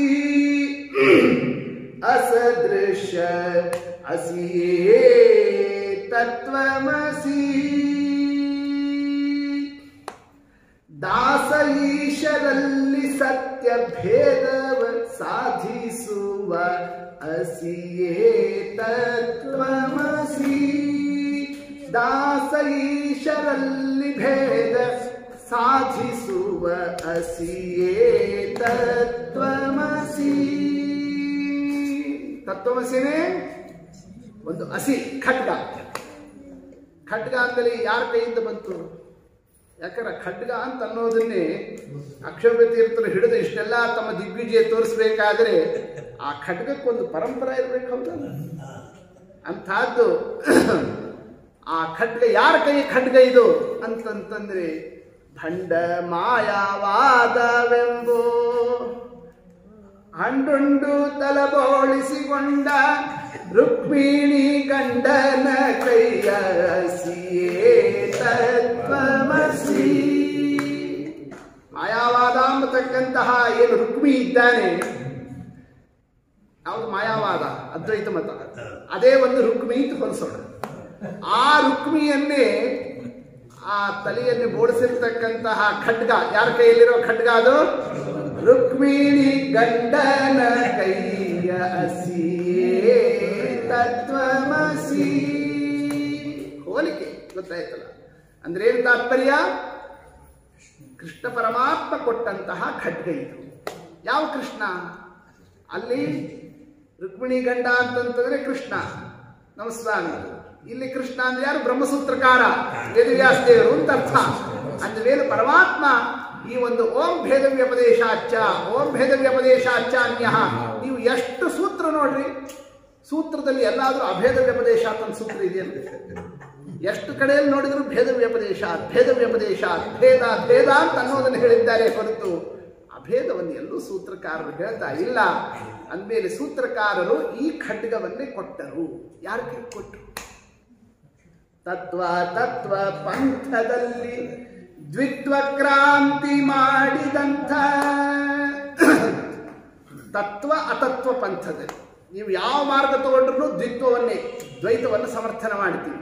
ತತ್ವ ತತ್ವ ಪಂಥದಲ್ಲಿ ಅಂದ್ರೆ ತತ್ವಮಸಿಯಲ್ಲಿ ತತ್ ಅತತ್ ತತ್ ಅತತ್ ನೀವು ಯಾವ ಪದಚ್ಛೇದ ತಗೊಂಡ್ರು ಭೇದವನ್ನೇ ಸಮರ್ಥನೆ ಮಾಡುತ್ತೇವೆ. ಯಾಕೆ? ಖಡ್ಗಕ್ಕೆ ಎರಡು ಕಡೆ ಏನಿರ್ತದೆ? ಶಾರ್ಪ್ ಇರ್ತದೆ. ಈ ಕಡೆಗೂ ಶಾರ್ಪ್ ಇದೆ, ಈ ಕಡೆಗೂ ಶಾರ್ಪ್ ಇರ್ತದೆ. ಅಂದ್ರೆ ತಾನೇ ಅದು ಖಡ್ಗ ಅಂತ ಆಗ್ತದೆ. ಹಾಗೆ ಎರಡು ಕಡೆಯಲ್ಲೂ ಶಾರ್ಪ್ ಇದೆ. ಯಾವುದು? ತತ್ವಮಸಿ. ನೀವು ತತ್ ಪದಚ್ಛೇದ ಮಾಡಿದ್ರು ಅದು ಶಾರ್ಪೆ, ಅತತ್ ಪದಚ್ಛೇದ ಮಾಡಿದ್ರು ಅದು ಶಾರ್ಪೆ. ಯಾವ ರೀತಿಯಲ್ಲಿ ಶಾರ್ಪ್ ಆಗ್ತದೆ? ಭೇದವನ್ನು ಸಮರ್ಥನೆ ಮಾಡ್ತದೆ. ಹೆಂಗ್ ಹೊಡೆದ್ರೂ ಕೂಡ ಅದು ಭೇದಕ್ಕೆ ಹೋಗ್ತದೆ. ಆದ್ದರಿಂದ ತತ್ವ ತತ್ವ ಪಂಥದಲ್ಲಿ ದ್ವಿತ್ವ ಕ್ರಾಂತಿ ಮಾಡಿದಂಥ ತತ್ವವಾದಿ ಸತ್ವದಿಂದ ಮಿಥ್ಯಾ ಮತ ಕತ್ತರಿಸಿದ ಅಸಿಯೇ ತತ್ವಮಸಿ. ಅಂದ್ರೆ ತತ್ವಮಸಿನೇ ಒಂದು ಅಸಿ, ಖಡ್ಗ. ಹೀಗೆ ತತ್ವಮಸಿಯನ್ನೇ ಹಸಿಗೆ ಹೋಲಿಸಿರ್ತಕ್ಕಂಥದ್ದಿದೆಯಲ್ಲ, ಕಚ್ಚೇದೇಯ ರುಚಿರವಾದಿ ಸ್ವಚ್ಛ ಅಕ್ಷೋಭ್ಯಮೂನಿ, ತುಚ್ಛವಾದ ಅರಣ್ಯವನ್ನು, ಏನು ತುಚ್ಛವಾದ ಅಂದ್ರೆ ಮಿಥ್ಯಾಮತ ಅನ್ನತಕ್ಕಂತಹ ಏನು ವಿದ್ಯಾರಣ್ಯರು ಎಂಬತಕ್ಕ ಆ ಒಂದು ಅರಣ್ಯ ಇತ್ತಲ್ಲ, ಅದನ್ನೇ ಕೊಚ್ಚಿದಂಥ ಹಸಿಯೇ ತತ್ವಮಸಿ, ತತ್ವಮಸಿಯನ್ನೇ ಹಸಿಗೆ ಹೋಲಿಸಿರ್ತಕ್ಕಂತಹ ಆ ಒಂದು ವೇದಾಂತ ದೇಶಿಕರ ಮಾತನ್ನೇ ಮತ್ತೊಂದು ರೀತಿಯಿಂದ ನಾವು ವಿಚಾರವನ್ನು ಮಾಡುತ್ತಾ ಹೊರಟರೆ, ಈ ಖಡ್ಗ ವೇದವ್ಯಾಸ ದೇವರಿಂದ ಬಂದಿದ್ದು, ಅದನ್ನು ಶ್ರೀಮದಾಚಾರ್ಯ ಹಿಡಿದಿದ್ದು, ಆ ಆಚಾರ್ಯರು ಆ ಖಡ್ಗವನ್ನು ಯಾರ ಕೈ ಕೊಟ್ಟಿದ್ರು, ಮುಂದೆ ನಿನಗೆ ಉಪಯೋಗಕ್ಕೆ ಬೇಕು ಇಟ್ಕೋ ಅಂತ ತಮ್ಮ ಶಿಷ್ಯರಿಗೆ ಕೊಟ್ಟಿದ್ರು. ಯಾವ ಶಿಷ್ಯರಿಗೆ? ಅಕ್ಷೋಭ್ಯ ತೀರ್ಥರಿಗೆ ಏನು ಆ ಪರಮಾನುಗ್ರಹ ಮಾಡಿ ಕೊಟ್ಟಿದ್ರು.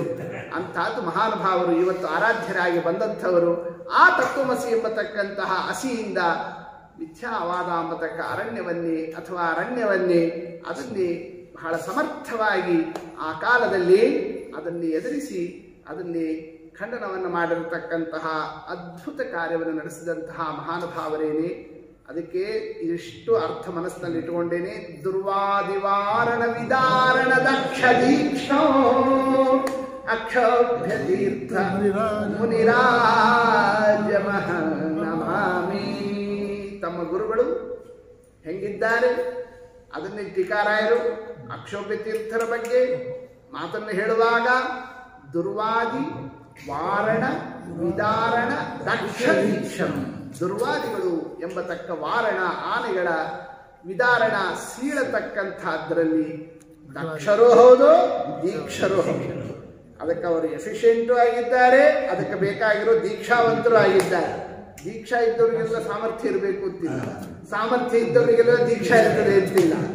ಅಂದಮೇಲೆ ನಮ್ಮ ಗುರುಗಳು ಹೆಂಗಿದ್ದಾರೆ, ಅವರು ದಕ್ಷರೂ ಹೌದು ದೀಕ್ಷರೂ ಹೌದು. ಹೀಗೆ ಅಕ್ಷೋಭ್ಯ ತೀರ್ಥರ ಆ ಒಂದು ಭವ್ಯವಾದಂತಹ ಸ್ವರೂಪವನ್ನೇ ಹೆಂಗೆ ನಾವು ಭಕ್ತಿ ಮಾಡಬೇಕು ಅನ್ನೋದನ್ನೇ ತಿಳಿಸಿಕೊಟ್ಟಿದ್ದಾರೆ ಟೀಕಾಕೃತ್ಪಾದರು. ಅಂತಹ ಮಹಾನುಭಾವರ ಅಂತಹ ಅಕ್ಷೋಭ್ಯ ತೀರ್ಥರ ಆರಾಧನಾ ದಿವಸದಲ್ಲಿ ಅವಶ್ಯವಾಗಿ ನಾವು ಈ ಅವರ ಒಂದು ದಿವ್ಯ ಚರಿತ್ರೆಯನ್ನು ಮನಸ್ಸಿನಲ್ಲಿ ಎಷ್ಟು ಸ್ಮರಣೆ ಮಾಡಿದರೂ ಕೂಡ ಅದು ಕಡಿಮೆ, ಮತ್ತಷ್ಟು ಅದನ್ನೇ ನಾವು ಭಕ್ತಿಪೂರ್ವಕವಾಗಿ ಸ್ಮರಣೆಯನ್ನು ಮಾಡುತ್ತಾ ಇಂತಹ ಅದ್ಭುತ ಕಾರ್ಯವನ್ನು ನಡೆಸಿದಂತಹ ಅಕ್ಷೋಭ್ಯ ತೀರ್ಥರೇ ಈ ಒಂದು ದಿವ್ಯವಾಗಿರತಕ್ಕಂತಹ ಚರಿತ್ರೆಯನ್ನು ತೋರಿಸಿದ್ದನ್ನು ನಾವು ನೋಡಿದಾಗ, ಇನ್ನು ಸಮೀಪದಲ್ಲಿ ಅದೇ ಕ್ರಮದಲ್ಲೇನೆ ಅಂತಹ ಅನೇಕ ವಾದಿಗಳ ಜೊತೆಗೆ ಮತ್ತು ಸಿದ್ಧಾಂತದ ಸಮರ್ಥನವನ್ನು ಮಾಡುತ್ತಾ ಏನೊಂದು ದಿವ್ಯ ಚರಿತ್ರೆಯನ್ನು ತೋರಿಸಿರ್ತಕ್ಕಂತಹ ಸತ್ಯಧ್ಯಾನ ತೀರ್ಥರ ಆ ಒಂದು ವಿದ್ಯಾ, ಅವರ ಪ್ರತಿಭೆ, ಅವರ ಒಂದು ವಿಚಾರ, ಅದಕ್ಕೆ ಅವರು ಮಧ್ಯಸ್ಥರಾಗಿರತಕ್ಕಂತಹ ಆ ಒಂದು ಸಂದರ್ಭ, ಅಂತಹ ಸಂದರ್ಭದಲ್ಲಿ ಕಸ್ತೂರಿ ರಂಗಾಚಾರ್ಯರು, ಚಿಕ್ಕೇರೂರು ಸ್ವಾಮಿರಾಯಾಚಾರ್ಯರು ಇಬ್ಬರೂ ವಾದವನ್ನು ಮಾಡುತ್ತಾ ಇದ್ದರೆ ಇಬ್ಬರದನ್ನು ಇವ್ರದ್ದು ಅವ್ರಿಗೆ ಹೇಳಿ ಅವ್ರದ್ದು ಇವ್ರದ್ದು ಹೇಳಿ ಇಬ್ಬರದ ಮೇಲೆ ತಮ್ಮದೊಂದು ಹೇಳ್ತಿದ್ರಂತೆ. ಅಂಥ ಪ್ರತಿಭೆಯನ್ನು ಯಾರು ತೋರಿಸ್ತಾ ಇದ್ರು? ಸತ್ಯಧ್ಯಾನ ತೀರ್ಥರು, ಸೇತುರಾಮಾಚಾರ್ಯರು ಅದನ್ನು ತೋರಿಸ್ತಿದ್ರು ಎಂಬತಕ್ಕಂತಹ ಅವರ ಆ ಒಂದು ವಿಷಯವನ್ನು ಪ್ರತಿಪಾದನವನ್ನು ಮಾಡಿದ್ದಾರೆ. ಸೇತುರಾಮ ಇಹ ಮಧ್ಯಗತೋ ಭೂ, ಇದಿಷ್ಟು ಪರಮಾದ್ಭುತವಾದಂತಹ ಅವರ ಒಂದು ವಿಶ್ವ ಪಂಡಿತ ಮಣಿನ ಕಿಶೇತೆ, ಎಲ್ಲಾ ಪಂಡಿತರನ್ನು ಮೀರಿಸೋರು ಇವರು ಅನ್ನೋ ಒಂದು ಉದ್ಗಾರವನ್ನು ತೆಗೆದಿದ್ದಾರೆ. ಅವರ ಆ ಒಂದು ವೈಭವವನ್ನು ನೋಡಿ ಕಿನ್ನರಾಭಿಬುಧ ಪುರಾದುಪಯಾತಃ ಅನೇಕ ಶಿಷ್ಯರು ಬಂದಿದ್ದಾರೆ. ಅದರಲ್ಲಿ ವಿಶೇಷವಾಗಿ ಕಿನ್ನಾಳ ಜಯಾಚಾರ್ಯರು ಎಂಬತಕ್ಕಂಥವರು ಪ್ರಧಾನ ಶಿಷ್ಯರು, ಬಹಳ ವಿರಕ್ತರು. ಅವರ ಆ ವೈರಾಗ್ಯವನ್ನು ನೋಡಿಯೇನೇ ಮುಂದೆ ಪೀಠ ಯಾರಿಗೆ ಕೊಡಬೇಕು ಅನ್ನೋ ಸಂದರ್ಭ ಬಂದಾಗ ಸತ್ಯಧೀರ ತೀರ್ಥರು ಯಾರಿಗೆ ಪೀಠವನ್ನು ನೀಡಿದ್ದಾರೆ? ಕಿನ್ನಾಳ ಜಯಾಚಾರ್ಯರಿಗೆ. ಅವರೇನೇ ಸತ್ಯಜ್ಞಾನ ತೀರ್ಥರು ಅಂತ ಪ್ರಸಿದ್ಧರಾದಂತಹ ಮಹಾನುಭಾವರು, ಬಹಳ ದೊಡ್ಡ ತಪಸ್ವಿಗಳು. ಅವರ ಒಂದು ದಿವ್ಯ ಭವ್ಯ ಚರಿತ್ರೆ ಇದೆ. ಅದನ್ನು ಒಂದು ಸರ್ಗ ಇಡೀ ಅದನ್ನು ನಿರೂಪಣವನ್ನು ಮಾಡಿದ್ದಾರೆ ಗುರುವೈಭವದಲ್ಲಿ. ಅವರ ಒಂದು ತಪಸ್ಸು, ಅವರ ಒಂದು ಚರಿತ್ರೆ, ಅಲ್ಲಿ ನಡೆದಿರ್ತಕ್ಕ ಅನೇಕ ಮಹಿಮೆಗಳು, ಘಟನೆಗಳು, ವಿಶೇಷವಾಗಿ ಜಲಹಾಳಾಚಾರ್ಯರ ತಂದೆಗಳಿಗೆ ಗುರುಗಳು. ಅವರ ತಂದೆಗಳು ಸಾತ್ವಿಕಾಚಾರ್ಯರು, ಅವರಿಗೆ ಗುರುಗಳು ಯಾರು? ಸತ್ಯಜ್ಞಾನ ತೀರ್ಥರು. ಸತ್ಯಜ್ಞಾನ ತೀರ್ಥರಲ್ಲಿ ಅವರು ಶಾಂತಿ ಪಾಠ ಹಾಕಿ ಅಧ್ಯಯನವನ್ನು ಮಾಡಿದಂಥವರು. ಜಲಹಾಳಾಚಾರ್ಯರು ಸತ್ಯಧ್ಯಾನ ತೀರ್ಥರ ಶಿಷ್ಯರಾಗಿದ್ದಾರೆ ಮುಂದೆ. ಹೀಗೆ ತಮ್ಮ ತಂದೆಗಳ ಗುರುಗಳು ಅನ್ನೋ ದೃಷ್ಟಿ ಮತ್ತಷ್ಟೇ ಅಲ್ಲದೇನೆ ಸತ್ಯಧ್ಯಾನ ತೀರ್ಥರಿಗೆ ಪೀಠವನ್ನು ನೀಡತಕ್ಕ ಗುರುಗಳು ಹೌದು, ಪಾಠವನ್ನು ಪಡೆದಿರತಕ್ಕ ಶಿಷ್ಯರು ಹೌದು. ಅಂದರೆ ಪೀಠದಿಂದ ಗುರುಗಳು, ಪಾಠದಿಂದ ಶಿಷ್ಯರು. ಪೀಠ ಪಾಠ ನೋಡಿ, ಇಷ್ಟೇ ಪೀಪಾಗಳಲ್ಲಿ ಇಷ್ಟು ವ್ಯತ್ಯಾಸ ಇದೆ ಅಂತಹದ್ದು. ಹೀಗೆ ಆ ಒಂದು ಸತ್ಯಧ್ಯಾನ ತೀರ್ಥರಿಂದ ಉಭಯ ಸಂಬಂಧವನ್ನು ಹೊಂದಿರತಕ್ಕಂತಹ ವ್ಯಕ್ತಿಗಳು ಯಾರಾಗಿದ್ದಾರೆ? ಸತ್ಯಜ್ಞಾನ ತೀರ್ಥರು.